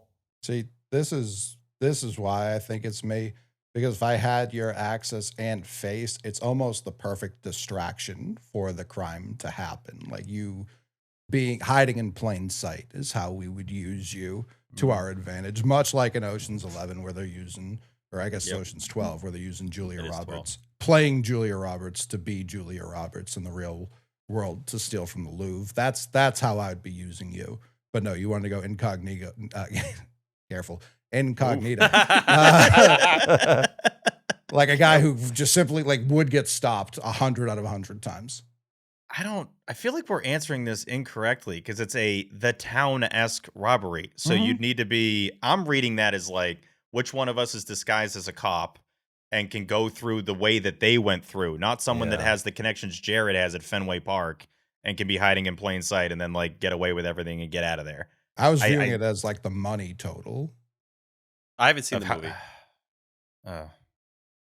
It's all right. No, I guess, but you should T. But I also would be probably the last pick out of anyone. Yeah. I think that's fair. Yeah. Yeah. I'm not taking myself here, but I'm not taking myself last. We'll put it. You that way, got, but- I mean, with your network of brothers, I feel like there is something you guys could piece together. Yeah, that's fair. I just think I do like how it was worded, where it's like, all right, if you were in this movie doing it the way they did it, like, do you think you could pull it off that way? And Steve's got a mustache now. He's like, I could be a cop. I know, I'm like, yeah, you know Low what? key, Steve. I probably easily could be a With cop. the honestly, mustache, you actually do have a shot. I've Absolutely never looked looks more like a cop than right now. Little Yeah. overweight, like, yeah, I think I could. I If think you I could get do like those state trooper shades they always wear, you'd be cooking. Yeah. Nobody would Aviators, think yeah. for a second. it. Well, Jay, anytime I've had those on, Jared's like, you look like a undercover cop right now. Yeah, So- because and that he'll was also pre-mustache. he'll wear like a black zip up track jacket with like the aviators and a mustache with like a plain black Nike hat, and it's like, all right, dude, what are you like? He's looking for narcotics. That's what he's Yeah. doing. Right. Yeah, basically. That was my outfit for the friggin' spring training interviews. 7 Everyone's like, years. is Steve about to rob the team? Like, what are we doing here? Yeah. Honestly, I wear way too much black. I really do. I got to mix up the wardrobe. I get Yeah, that. mix it But up, dude. good question, though. I like that one. Great question. This comes in from Emily. Hey, Emily. Emily's been listening for a long time. Shout out, Emily. Shout out, Emily, man. Who would win in a fight, Me. Tyler or an octopus? Ooh, Oh my God. Octopus Oh, has taken him weird way. Oh timing. my Yeah. Christ. Yeah, we actually have What a a video blowout. about this. Yeah, there was a 40-pound octopus at the aquarium. You'll have to tune into the vlog to find out what the deal is with AstroTurf and octopi. I think that's our official announcement that we went to the aquarium. I know we had posted, but at least audio-wise, I think that's the first time. I put some we went to penguin the aquarium. pictures in the Discord. You did? Yeah, a couple of the little ones. Yeah, so we did a Section 10 field trip to the New England Aquarium, and we shot a full vlog with Aquarium Mike, who, if you're an OG listener, the best. Aquarium Mike is a legend in our stratosphere. And I don't want to give too much away, but let's just say it was the best day of my life. Yeah. I've just been like sitting there, like the videos that I have from that day. I've just been sitting there anytime I'm alone, just running them back and just watching them with like a shit-eating grin on my face. Just it's Big like day. what a day, what an experience. Yeah, I know I say it in the vlog that Mikey's going to be working on and crushing, but Aquarium Mike is he's just the man. We've been really good buds for 18 years now, and it's crazy because like there's so many things. I don't consider myself a super knowledgeable human. Like I would say in like baseball, and some would even disagree with that, but certain random things, but he knows everything about everything in that aquarium and just about like every piece of marine life like ever. I know Coley almost stumped him a couple times there, but yeah, Aquarium Mike's just the absolute man. I stumped him too. No, you didn't. You just kept asking how many people have been murdered right in the spot. Yeah, we're you're standing. asking and then just- we'd go to a different Random spot. You'd be like, "What about here?" And Aquarium Mike is a very positive individual, and he'd be kind of on a roll, and then T would do as he does, the finger up, like right in the middle of his point, and be like, but how many have they killed, though? How many humans have they killed? Right. It's like, I don't have those numbers, dog. I don't know what to tell you. Dog. Yeah, no, I could have asked 1,000 questions. I was so fascinated. The aquarium, it's just all like, it's such a tiny sliver of like the most unknown thing we know about. You know what I mean? Like it blows my mind going in there and being able to see a lot of the stuff behind the scenes was really cool. And not even like the interactive stuff, but just like how that place it works, is running. how the aquarium works. Yeah. Yeah. Like you don't really look at all that water and be like, I'm sure this is taking care of itself. Like it isn't. It's not. I mean, we talk about like Fenway behind the scenes, and it's like, I feel like in life in general, we don't think about all the behind the scenes stuff that makes the things that we see. And even just at a restaurant, it's just like, where's my food? It's like, someone's got to make your food, you clown. Like, let them make your food, and then they'll bring it out. It's like, it's been 5 minutes later than I expected. But even at the aquarium, like, to your point, Coley, going in all these behind-the-scenes rooms, all these back rooms of like, okay, well, this is how this tank works, and this is how they keep all these fish alive. Like, there's so many layers to it that you would never factor in. Like, you just walk in and see the animals, and you just assume like that's they just keep them there and they just kind of keep an eye on them. It's like, no, there's a lot when they pass. Yeah, and that's anyone doing anything weird over here? Like, no, okay, I think we're good. Let's go to lunch. But yeah, that was genuinely really, really cool. It was funny because it's very tight quarters. Obviously, a lot of it's hard to kind of get through, and you know, they don't have a bunch of room to work with. So with 4 of us fellas, we kind of had to pair off a couple times and go 2 and 2. So you guys were up looking at the octopus, and then T and I were next. I go, T, look at that big puss, huh?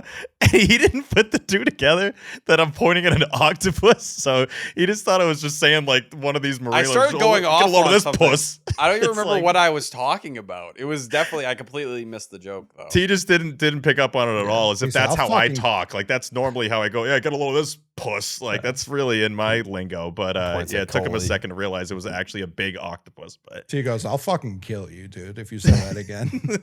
don't I be don't using remember those what I words. said, but I was like making a point on something. Like I was like deep on a point. And Steve was like, "Yeah, okay." Like clearly you didn't understand what I said, Yeah, so shut yeah. up. You brought up You were something like- else that was just unrelated. You brought up someone's FIP probably, and I'm like, Yeah. this has Maybe. nothing to do with the octopus. T was like genuinely aghast when he saw that there was an octopus in this tank. Like He when was looking actually right at it stepped up. too. Yeah. He was. It's like, To be that's fair. an octopus. Like those don't look like anything else. They shouldn't exist on this planet. I'm certain Yeah. they have their own home planet. It is not Yeah. Terra. It is not Mother Earth. Like they're so much smarter than I think you guys realize. Like when they told you everyone else like how they eat and how they like challenge The them. to puzzle eat. shit? Yeah, and like there are some crazy videos like fishermen have taken of like, you know, those like little holes on decks of boats so that when it rains or when it gets wet because they're in the fucking ocean, like it just drains out. Octopuses will climb up the side of that, squeeze through that because they like, as long as their beak can fit through, they can fit through any hole that size. They are insane. Pretty scary. Like that Very. one looked like whatever the Kraken's logo, Seattle. Like that's what it looked like. It's But like they're okay, not- they got a They're Kraken. not here. buy mass that shit. murderers. Like how many? Yeah. How many have they The killed? records say differently. There's Now people I'm who just said T. entire ships have been fucking swallowed up by these things. Yeah, I mean the giant squid community, and we learned about a larger giant squid. What was it? It wasn't like the massive squid, but it was something No. along It those was like lines. the ultra or something. Like it was like an Yeah. adjective with it. It was It was an M for sure. no, Because I was like, do they have a megalodon squid? Yeah. no. But yeah, the squid community has Colossal fucked up. squid. Colossal squid. Thank you. Do they not really go after it? Is it fewer than 20 people have been killed by octopuses globally? Ever. It is Ever? exceedingly rare for octopuses to kill humans, with only 3 to 16 confirmed fatalities global. All deaths are attributed to accidental envenomation. Envenomation? That's not Yeah, a word. Something like that. By They got blue-ringed venomized. octopus, primarily found in the Indo-Pacific, rather than aggressive attacks. Isn't it these crazy though? Because like this picture is what I picture. It's like, yeah, an octopus can just take over a whole ship, and yet they've only got 20 max ever. It might be That's- like a megalodon kind of thing though, where it was like back in the day type shit. I don't know. Maybe agree. they're like hidden like deep in the sea. They might be one of those things we haven't discovered like Hey, fully. T, Yeah. Who's counting these deaths? You know what I mean? The survivors, the people Great who are there to take. witness it. If there are no witnesses, those numbers don't Yeah. get added to the tally. If they're just scooping everybody, no one saw it. Yeah, they'll probably just think a storm came through. Right. I don't trust them, and I think No. you'd be a fool to trust them. That was one of the top things that Aquarium Mike said. He has nightmares about leaving the door open to the octopus entry, Right. meaning that thing could take over the entire aquarium if he leaves that door open. Yeah, it just changes the locks. They're like, fuck. That's good stuff. This comes in from Steve. It's not me. Hey, Steve. What up from Maine? Thankful to hear in the latest episode of the 10 about the Chaim Bloom firing. Surely there's no way our next CBO trades away our team cornerstone player and proceeds to ruin my life. Anyways, hope the new Boston Marathon City Connect unis keep us interested. Definitely the best uniform we will ever see on the Red Sox. Steve, Shut him out. Yeah, you shut got some up, news, Steve. man. I Yeah, mean, he's part from of- Maine, so What part of Maine? Did he say? just said Maine. Okay. That's our question from Maine. That's not what it was called. Our main question Main of the week. question of the week. Yeah. Question from Maine. We're just That's our changing question history. for Maine. QFM. This comes in from Tyler, not Hey, Tyler. not Tyler Milliken. Oh, This is from Sign Guy Tyler. Oh. Tyler. Oh, I won't say his last name. I was about to do that. Down to the DMs question. Wednesday was John Williams' bobblehead night at Fenway. Who's the most random celebrity or famous person you think the Red Sox could and should turn into a Who bobblehead? the fuck is John Who the Williams? fuck? Yeah, I didn't know who this was either. Who is that? Man. Who the fuck is John Williams? I thought you fucked that up and it was like Ted Williams, like some yeah. Who the fuck is John Williams? I don't know either. He's a famous, legendary composer. Like the Composer? famous. one. Yes. Yeah. Like Like insanely Mozart? No. Much Dude, more Jurassic Park, recent. Jaws. I mean, movies that T hasn't seen, but some of the greatest of all time. Mozart, Beethoven. Who's the other asshole that made the music back then? Bach. Bach, Mozart. Sebastian. It was a Sebastian Bach. Johann Sebastian Bach, yeah. Yeah, Mozart. those guys are the composers. Williams puts their shit in the dust. Sounds like you would, sound, Jared, you would hear John Williams and be like, oh, okay, I know all of these. Yeah. All of them. That's him. What's one up? That's of him. them. Yeah, Yeah, that's that- one of many. Yep. Yeah. That's in his bag for sure. Mm-hmm. I'm He not did saying Star he's not Wars? talented. I'm just saying he's He not. got Star he's Wars. not. Yeah, he's got the Imperial March. He's got all of it. What's in John Williams' bag? When you talk about like famous soundtracks, you're talking J-Dub. He's got Indiana Jones. dun. Oh, Jaws? Yeah. Steve let off with Jaws. He's got Home Alone, Jerry. I never saw it. He did I all the will Harry say Potters. To sign guys credit here, or to his point, whatever. Yeah. I did see it was John Williams' bobblehead night, and I'm like, interesting. John Williams got a bobblehead. That's kind of crazy. Is It he almost still with seemed us? super Yeah. random. He is. I think he's in Was his he there? 90s. 94. Was he there? No. Probably not. No. Uh, Yeah, I think we performed would've on seen the bobbleheads field. How are you going to have a bobblehead night for a non-Red Sox related person at Fenway and the person's not there? I think that's kind of what this question is, like the randomness of what happened there, and then who would replicate that.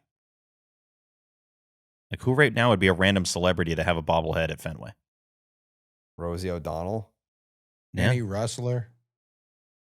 No. Any of them? People would go crazy for the Sure. wrestling Like an bobbleheads. older one. Trying to think of a good answer. Like here. John That's a good Stamos bobblehead night. question. That Dude, kind of fits. Stamos. Yeah, I would go to Stamos bobblehead night for sure. It's gotta be. Yeah. I gotta have a good answer for this one. John Williams is like exceedingly famous, so I don't. I know. He's not. I had no idea who he was. That means absolute. Like you want to talk about meaningless? Like I'm the bar. Like, He's a Red if Sox I fan. know who You're you so are, far you've reached a below the level of bar. fame. Unbelievably below the bar, I would argue. No. Like if you're famous, I have to know who you are. But you did. I would say it would be kind of equivalent, and you're gonna say no, Jared. It would be Yep. kind of equivalent to like a Tom Hanks bobblehead night, if we're just gonna talk about like an actor who's been in a bunch of popular stuff, has been around for forever, and has a very high Sure. approval rating. Sure. Which I would go to that immediately if they had a Tom Hanks Red Sox bobblehead night. What character would you want him to be? Just Tom It could Hanks? be like the you get one of five blind thing they've been doing with like the Yeah. crochet with the different jerseys. No. So you could get Gump, you could get Like this- Woody. This Gary would go dummy. Coleman bobblehead night? I mean, again, you want to talk like you're more famous, I think, than Gary Coleman. No. He has no idea who Gary Coleman is. No, Warm he and Grill. shouldn't. Yeah. Nope.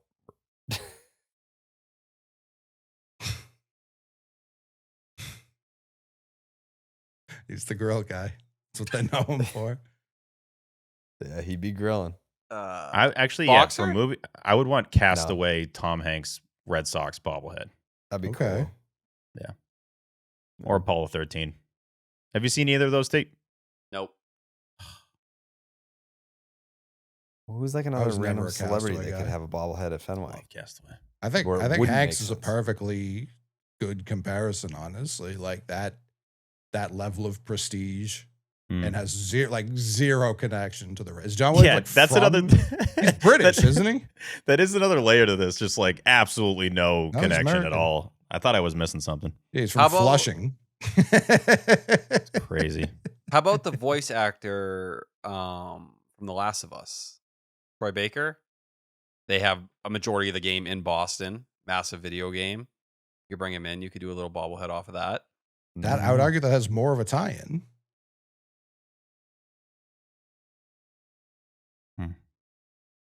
I think Hanks was a good answer. Elton I thought- John thought could've been. bobblehead night? Atlanta's own. Harry Styles. Too recent. You're going down the right path though. Yeah. I mean, that would probably sell, and maybe not sell out, but there's a lot of people. They that had would want Harry Niles. Styles. It wasn't a bobblehead, but he threw up the first pitch. Yeah, Yeah. that's super different. Bobblehead is crazy for John Williams, deserved or not. It's just a wild move for the Sox. I was going through the Red Sox IG story, and I'm like, I must have seen this wrong. This is John Williams bobblehead night. There's no way I'm looking at this right. They mean to do, But- to your like, for everyone else who's seen a movie, Steve, like Mm. he is a big fucking deal. It's a massive deal. I'm kind of jealous, and I would love one. So that's Dude, me what saying the that to everybody. fuck? If you got an extra, Composer John Williams signed 8x10 movie photo, Star Wars, Jaws. Guess how much his autograph is? He's got to be dead. He's not. no, He's definitely alive. He's alive, and his autograph is worth $1,700. Oh, I thought you were gonna say $17. There's be a problem. no fucking way, dude. Also, doesn't this can't you hit a button and it plays some of his top songs? Yeah, I think it does. On I Wikipedia? That's how my need Mac this. Miller one is. the bobblehead. On the bobblehead, yeah, you can push a button and Oh, it plays some of that's his strong. stuff. That's very strong. Yeah, I think I need this actually. Yeah. Were you looking for he's- most expensive auto, Jerry? No, I just searched I said John Williams bobblehead, and then it came up with like all the bobbleheads that people are selling on the secondary yeah. markets, and then on eBay you can get his autograph for $1,700 fucking dollars, but it's a price cut from $2,000. That's a pretty good deal. Most expensive one you can get is $65K on eBay. For his autograph. Autograph card, 2007 Topps Star Oh, Wars it's 30th rookie? anniversary. Yeah, The this is Williams rookie? card. PSA 10 Williams Triple rookie. patch. A patch would go crazy. It's just a sweater or something. Why He did not? Close Encounters. I mean, he's kind of exclusive there. He's worked with Christopher Columbus and Spielberg. Like that's all. He's Mr. Blockbuster, basically. I mean, this yeah, guy's he's- only doing big ones.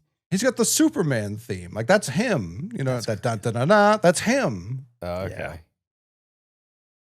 Yeah, if you've ever Vader. gone to the movies, you've heard John if you've been Williams. outside and have ears, you've heard John Williams's composition. That's fine, but I've even just Googling his image, I've never seen him before. You're not supposed to. You're supposed to hear him. You just said he's the most famous person since Gandhi. He's done more good for the world than Gandhi. I think that's irrefutable, kind of. I could point Gandhi out of a lineup. Don't know fucking John. Yeah, I would Williams. imagine. All What about what's the Jimmy next question, Fallon? Steve? No. Will Ferrell. Farrell's more in the right. I mean, Jimmy's We got playing the Hanks like Yankees. pretty immediately, and you just keep Yeah, I trying don't to think we're going to reinvent get better than Hanks. Fuck, I'm right there. I am so close right now. Last one for this batch. It is from our dear friend, Claire. Hey, Claire. I fucking love Claire, Shout dude. her out. Claire I is fucking love her. so I love loyal. her. Claire, I would die for you. She's coming Mhm. to Portland. Is she He really? would die Tweet for you, about it. too. If you were in the building, he'd go in. you'd He get would to die go there. with me, he said. Yeah. He would die with me. But I think he'd die for Claire. Have you even met her? Yes. No. That was not confident. No. Maybe. Yes. Yes. We have met. 100% we have met. When? It was either Fenway Fest or one of the Section 10 It nights. was Fenway Fest. Was it Fenway Fest? Okay. I Yeah. think we were together. Mhm. No shit. Yeah, Jared would say, I was there. Hi, fellas. Sox suck, but hype for Portland on Friday. Has anyone been practicing for their first pitch? This is a two-part question, so we're going to start with this one. Anyone been practicing? No. Nope. Right. I was thinking about that today. I didn't know we were throwing out the first pitch. Me neither. We're going We one are. by one. We might do Huh? it as a group. Oh, okay. I would prefer Yeah. to do one by one. We've only ever done it as a group. No. We did one it by Oh, one Worcester, we one. did it one by one, right? Yeah, When Yeah. I got suspended. Worcester. Yeah. true. Yeah, I threw a rock the other day and everything hurt. So At what? In the water or at a person? they haven't paved the fucking driveway yet Overpass? at the new house. So it's all rocks. So I just Mhm. threw a rock like at like the Just dumpster to feel something. Yeah. just to feel just to see if I still had it, and I just Sounds like you don't. I don't know. Yeah, I would like to get some warm-up tosses if we could. That would be nice. No, for anyone no, that no. cares, and you shouldn't, I did find my first pitch from Section 10 night, so at least we solved that one. That's good. The second part here from Claire. Mhm. Also, another question. I'm doing custom Section 10 nails for the game. Any art or Oh. design suggestions? Ooh. like that. Maybe to match the teal jerseys. Yeah, maybe. Ooh, yeah. I don't know if she's a doing like teal. per nail if we're talking like I'd say Ronald's napkins maybe as a theme, but How the fuck do you do that on a nail, man? a napkin and then People be RN. designing shit on them nails. Really? Claire's Yes. nails go crazy. She's done this before. She's done 10 nails before.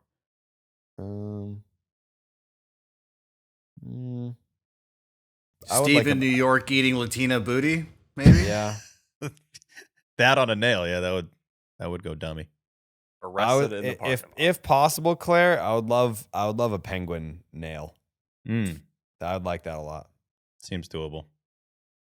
I was gonna say we buried the lead, but we'll save that. But yeah, plenty of penguin stuff in there.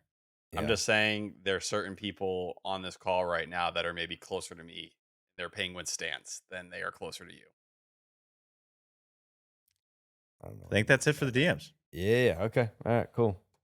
Folks, life insurance isn't about expecting the worst, but it's about making sure the people you love are supported no matter what. Ethos makes getting life insurance fast and easy. Fast and easy is great. Everybody should love that. And it's 100% online. You can get a quote in seconds, apply in minutes, and get same-day coverage. All those things happen within one day. That's a really good thing.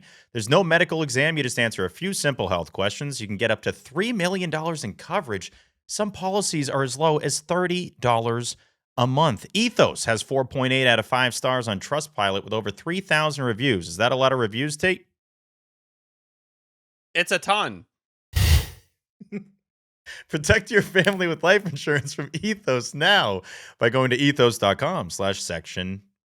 I almost got you there. It's /section, folks. Take note of that. Also, take 10 minutes to get covered today with life insurance through Ethos. Get your free quote at ethos.com/section. That is ethos.com/section. Application times may vary. Rates also may vary. Ethos. Hey guys, it's Tyler Milliken. I've been thinking about this since I started Awaken 180 because I know there are people listening who are probably in the same spot I was. You may be unhappy with your weight, you want to do something, you've thought about it, maybe you even tried it before, but doing it by yourself is hard, especially when life gets busy. I was someone I'd always push it to the following off season or after baseball ended, and I would say, hey, I'll get there, I'm going to drop the weight, and by the time the season rolls around, I'll be looking cool, I'll be looking sexy, I'll be looking all these things. The reality was I kept pushing it off Monday after Monday, and before I knew it, baseball would come back, and I was in the same situation as I was before, but I was getting more and more unhealthy. Well, fortunately, since I joined Awaken 180, that's all changed. So here's what I'm thinking. Do it with me. I met with Skylar, started the next day. I'm using the Awaken 180 app and staying within my restrictions, mixing in longer walks, and I'm already down 14 pounds in 2 weeks. The weight is just falling off.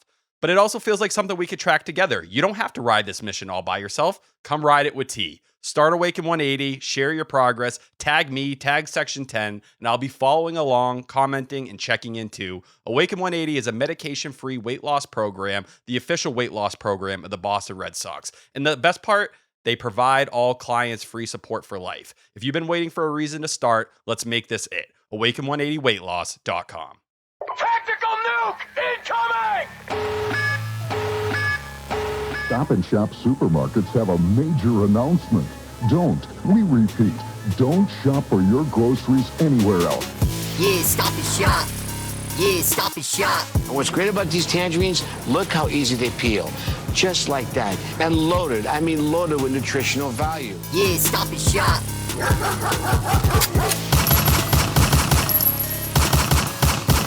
Double kill.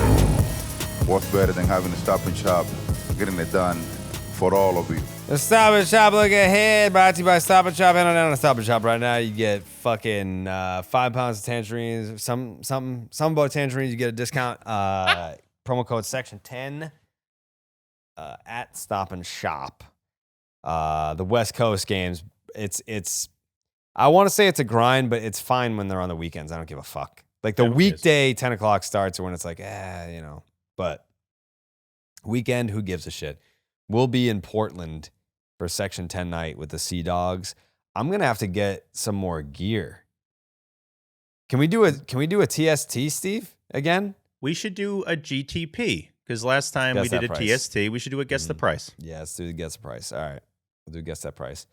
It is the Red Sox and the Mariners in a 3-game series. They'll begin this weekend, Friday. Ranger Suarez versus Bryce Miller. It'll be Connolly Early versus Emerson Hancock. And Peyton Tolley versus Logan Gilbert. Ranger Suarez is 2-3 with a 3.21 ERA, a 1.17 whip, and a 9 strikeouts per 9. 2.65 ERA over 6 starts on the road this year. for Ranger Suarez. Bryce Miller is 3-0 with a 1.54 ERA and 0.71 WHIP and a 9.3 strikeouts per nine. He has allowed just 6 earned runs in his 6 appearances so far this year and has 22 strikeouts over his last 19 innings. In Game 2, Connolly Early is 5-5 with a 3.81 ERA, a 1.32 WHIP, and an 8.6 strikeouts per nine. Beating a dead horse, but it's insane that the Red Sox are 0-9 when he pitches and doesn't finish 6 innings. He has not finished 6 innings since May 27th. Emerson Hancock is 5-3 with a 3.28 ERA, a 1.02 WHIP, and an 8.5 strikeouts per nine. He does have a 5.40 ERA across 3 starts in the month of June. Peyton Tolley is 3-4 with a 2.93 ERA, 1.06 WHIP, and a 9.3 strikeouts per nine. Tolley is 1-5 against the AL East this year and 2-2 against the rest of the league.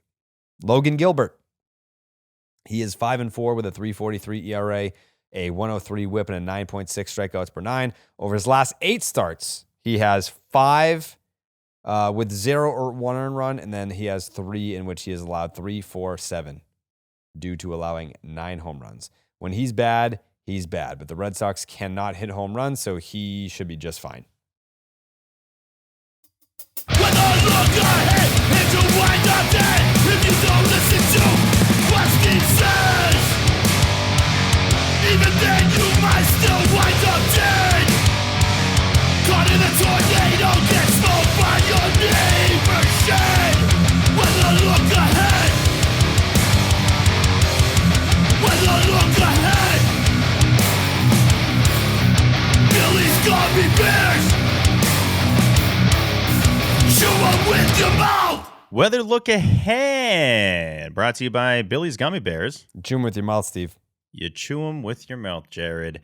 Before we get to the Seattle weather, we're going to start with the Section 10 night weather in Portland for Friday night. Game 1 between the Portland Sea Dogs and the Somerset Patriots. We're going up against the Pats on Friday night. The fuck? 6 p.m. Eastern, first pitch. With the fellas, the Section 10 fellas, throwing ceremonial first pitches right before that. That's going to be exciting. It is 76 degrees. What the fuck? Yeah. What the fuck? What's been going on recently? What is going on? It's a lot of 76. I don't know, but I like this. I'll tell you that Did we go much. there? What's up? Did we go to Seattle? What? He just went full me. He just went full me. What, you're saying it's 76 in Portland? Yep. Were you listening? He built up that entire thing. I was reading. Do we go there? I'm like, I would hope we go to Portland for Section 10 night. I also thought you were talking about Seattle. Yeah. I wasn't listening. We just put out a clip. Well, I gotta be on every podcast and also post every podcast clip, and there's a BID clip that came out that was important that I was trying to make sure that I couldn't listen to it, so I had to read the captions to make sure that I got it right when I reposted. That's why I wasn't listening. Yeah. Okay, so in Portland, when we're there for Section 10 night, today, 76 degrees. Okay. What about Should Seattle? we go? Though? We should probably go. Okay. Yeah, I All think right. we should probably go. Right. Yeah. We'll be there. So yeah, in Portland, mostly sunny, 0.1% chance of rain, 15-mile-an-hour winds. That is your Section 10 night weather look ahead. Now to Major League Baseball. The Red Sox head as far away from Fenway as they can possibly go for a 3-game set against the Seattle Mariners. Game 1 is also Friday night. It's at 10 p.m. Eastern, first pitch. What is that in the West Coast, T? 10 p.m. Fuck! I was also doing the exact same thing. Can anyone listen to my segment? Jesus. What'd you say? 7:10. 7:10, Steve. 7. Oh, I was close. No, you weren't. You weren't. No one cares. Well, for not even understanding what he was saying, I knew like where we were going. 7:10. 10 Eastern. What is that Pacific? 10 o'clock. They're all just the same, man. 78 degrees, mostly sunny, 0.1% chance of rain, 6-mile-an-hour winds. I blame Jared. So My hand was up. What? Cole? So like middle of the third, you think that could be a 7-6? Oh, 100%. Yeah, like third inning, 76 degrees. But Did you we kind of skated past this. Did you get nervous at all today when you saw some people in the area getting like tornado warnings? Not really. I am more so down on this ever. team that I was just really depressed at the park that I didn't really factor in the weather stuff as much. I thought it was going to rain, which I would have been right, by the way, if it did rain. Could you imagine if Steve was at Fenway and a tornado just ripped through the motherfucker? Could you imagine? I came prepared for the rain. I had like a kind of sort of raincoat thing going on. This no black one cared jacket at all. on. I did. It was black. The motherfucker had a belt on with chains on it just in case. I will say, I was looking around. I'm like, these other people are not ready for the conditions that might be coming through here. But ended up being a pretty nice day, minus the wind that made them lose. Game 2, Saturday night, 10:10 p.m. Eastern, first pitch. What is that Pacific, T? 7. 7:10. 71 degrees, sunny, 0.1% chance of rain, 7-mile-an-hour winds. Game 3, Sunday, series finale, 4:10 p.m. Eastern, first pitch, 1:10 p.m. Pacific, 71 degrees, 0.1% chance of rain, 5-mile-an-hour winds. So for those paying attention, very comfy weather series in the Great Northwest this weekend with 0 rain. That is your weather look ahead, as always brought to you by Billy's Gummy Bears. You chew them with your mouth.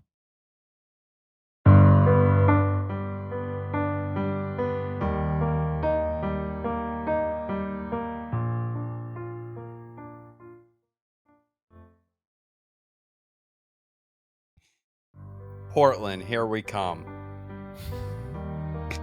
The state of Maine. So much fun. Arias. I'm gonna come. Not puns. I'm so ready for cum there. Fuck. That would have been it.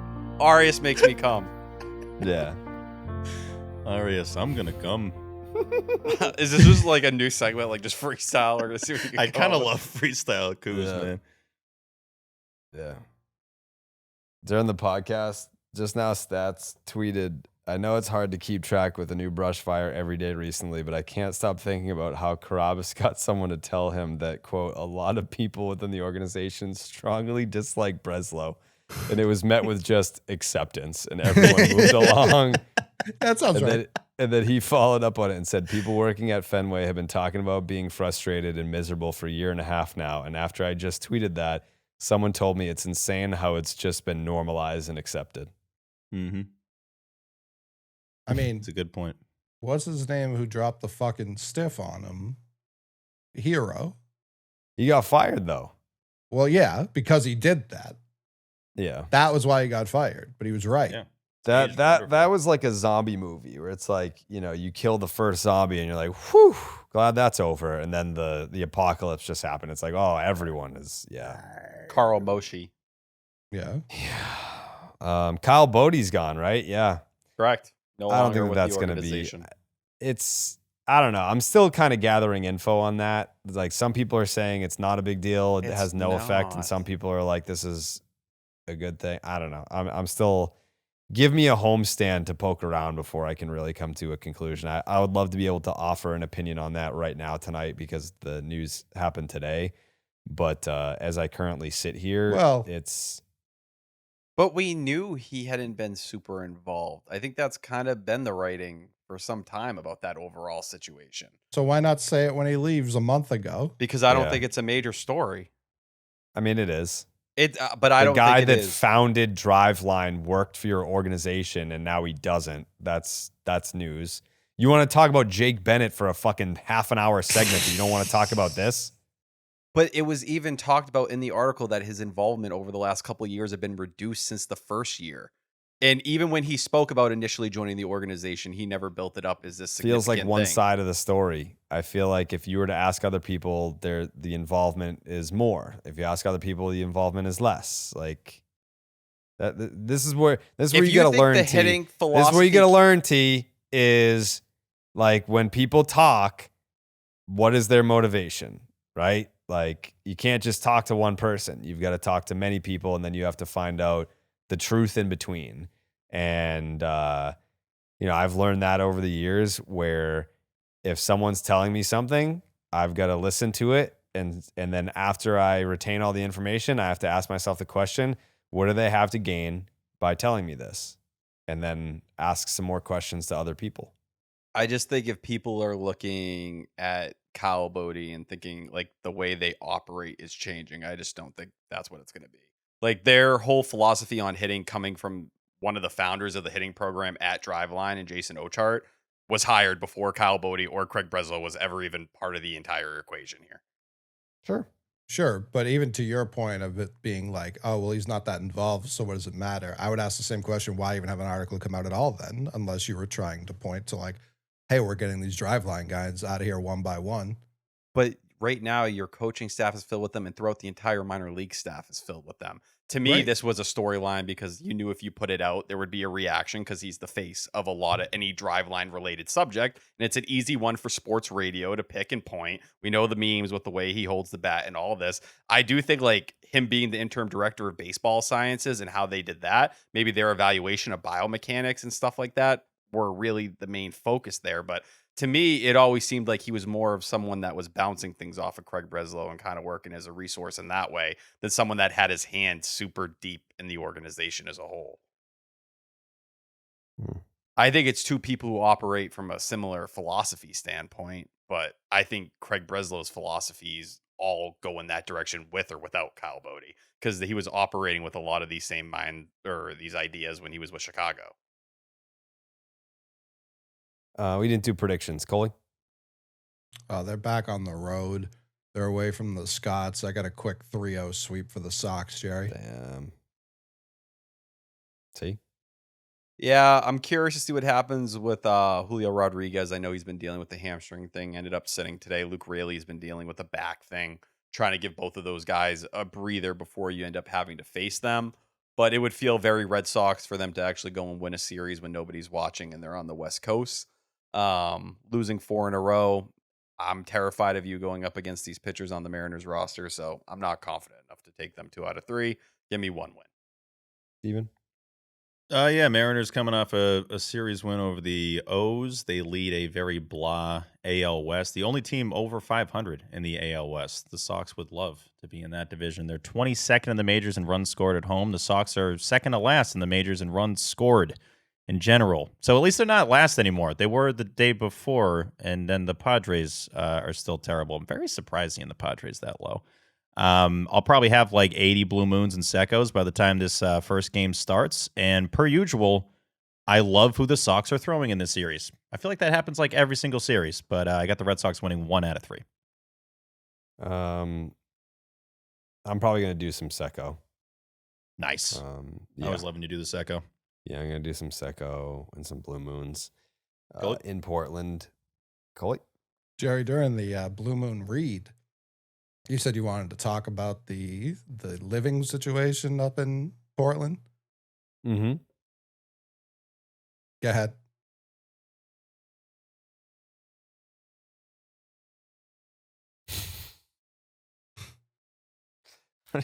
What are you talking about? During the Blue Moon read in this show that people have already listened to, you said you were going to get to the whole hotel situation that has been driving you up a wall. Oh, yeah.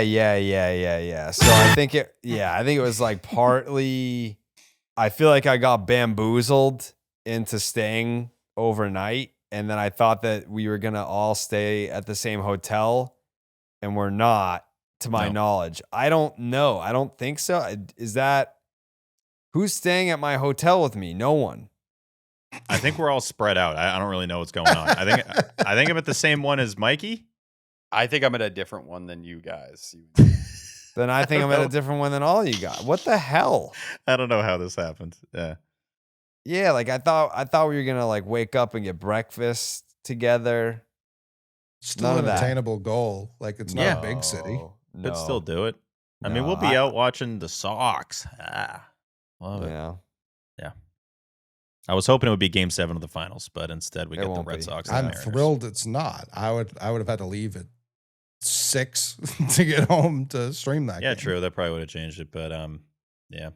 I mean, these games are all going to be the same as like every game this year. I hope everyone knows that. it's going to be 1-0 in the fifth, like every time, or 2-1. Yeah. Final thought, Steven. Yeah, Section 10, also known as Section10merch.com for the best merch on the planet. Is Section 10, what was Section10.com? What would that do? It's probably boobs. Let me see.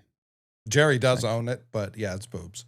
Yeah, it's just I have the domain, but it's where I put all the pictures of boobs I find on Google. Section10.com. Oh, did you mean boobs? There you go. Jerry's favorite collection of Google images, boobs. That's what happens there. Yeah, so definitely go there and go to section10merch.com. Definitely subscribe to the Section 10 Patreon. Bonus shows, the blog, AMAs, discounts on merch, live game Discord chat, a lot of fun stuff over on the Patreon. Also, the bid Patreon launch this week. Definitely subscribe to that as well. My guy Stevie Hewitt texted me during this program and said, imagine the Scots at Baseball Tavern. They would be tearing that place down. It's a valid point, Stevie, and I miss it every day. And yeah, lastly, just really excited for Section 10 night in Portland. Love Portland. Love that Coke bottle up there. I'd love to steal that if I could. Can't really get it in a car, though, unfortunately. Those jerseys, my goodness. I say it every year. I feel like we have like a new best item in Section 10 history, but this one might be up there. And just to triple confirm, they are wearing these in the game, right? They are. They are. Or at least that's what we were told. That's what we were told. So that's going to be a super cool thing as well. And I believe these jerseys will be auctioned off and signed by some of the players. And I believe Romy's playing, T. Is Romy playing? First base. Let's go. So, yeah, really pumped. It's going to be fun. Excited to see you guys. Can't wait. The McMahon? I thought he was going to see, or they were talking about sending him to Seattle. Yeah, they said they didn't think they would need to do that. It seemed like it was more on an emergency basis, but they'd rather bring him back for the homestand on the 25th.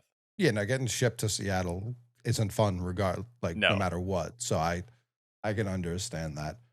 No. Take. Shout out Ian Kundle, ended up writing a good piece on just some guys in the minor leagues right now that have an arrow up, however you want to frame it. And my guy Franklin Primera was on there. Unfortunately, James Tibbs was also on there. Anthony Ianson as well. But I'm really excited to see the talk about Franklin Primera right now. And I would just point people to go check out the interview we did with Brian Abraham, where we had some of those questions in there, where I clearly look taller than Jared as well. I think that's all important. You got height mogged. I definitely didn't get height mogged. Yes, you did. You look like a little bitch in that video. Wow. Call the wide stance, buddy. And tomorrow we are not getting Anthony Ianson. Tyler thinks he was standing like he was fucking about to steal second base or something. Like you were standing up tall. I'm taller than you. No, you're not. I am. The only thing, yeah. Oh, what? Knew where that was going. Hey, maybe not soon. I mean, at this rate. Yeah. On my day. Yeah, you're having it right now. Yeah. Okay. This team sucks. Yeah. Hang with us. We're gonna do our best to be as entertaining as we possibly can for the rest of the season. That's our promise to you. We wish we were breaking down winning baseball games. We wish we were talking about the Red Sox being able to buy at the trade deadline. We wish that we were talking about how the playoffs, how that would shape up, and the lineup, and guys getting hot at the right time, and fun winning streak. We wish we were talking about all that stuff. We're not. You are not. It's not our fault. But we're trying to be we're holding each other's hands through this season. Because it sucks. It really does. T? Just for context, I want to add this tweet from Theo. I'd estimate Kyle Boddy was around the Red Sox 7 to 10 days a year in person in this consulting. Okay, that had nothing to do with what I was just talking about. So thank you guys for hanging with us. We really appreciate it. We'll see you guys in Portland. Very excited about it. The teal jerseys are gonna go crazy, and no date announced yet, but I saw some mock-ups today. Heyo. For a Section 10 night at Fenway. And like, listen, I know the team blows, but it's our night. It's our Super Bowl. It's when we get to all get together. People are flying in from all over the fucking world, never mind the country. So it sounds to me like Section 10 night 3 is happening. And that giveaway, hands down the best one that we're ever going to do. Ever. Hands down the best one that we're ever going to do. Till next year. Until next year. For the 20-game season. Yeah. Maybe we have a bunch of nights. Yeah, shout out fucking Divine Providence podcast.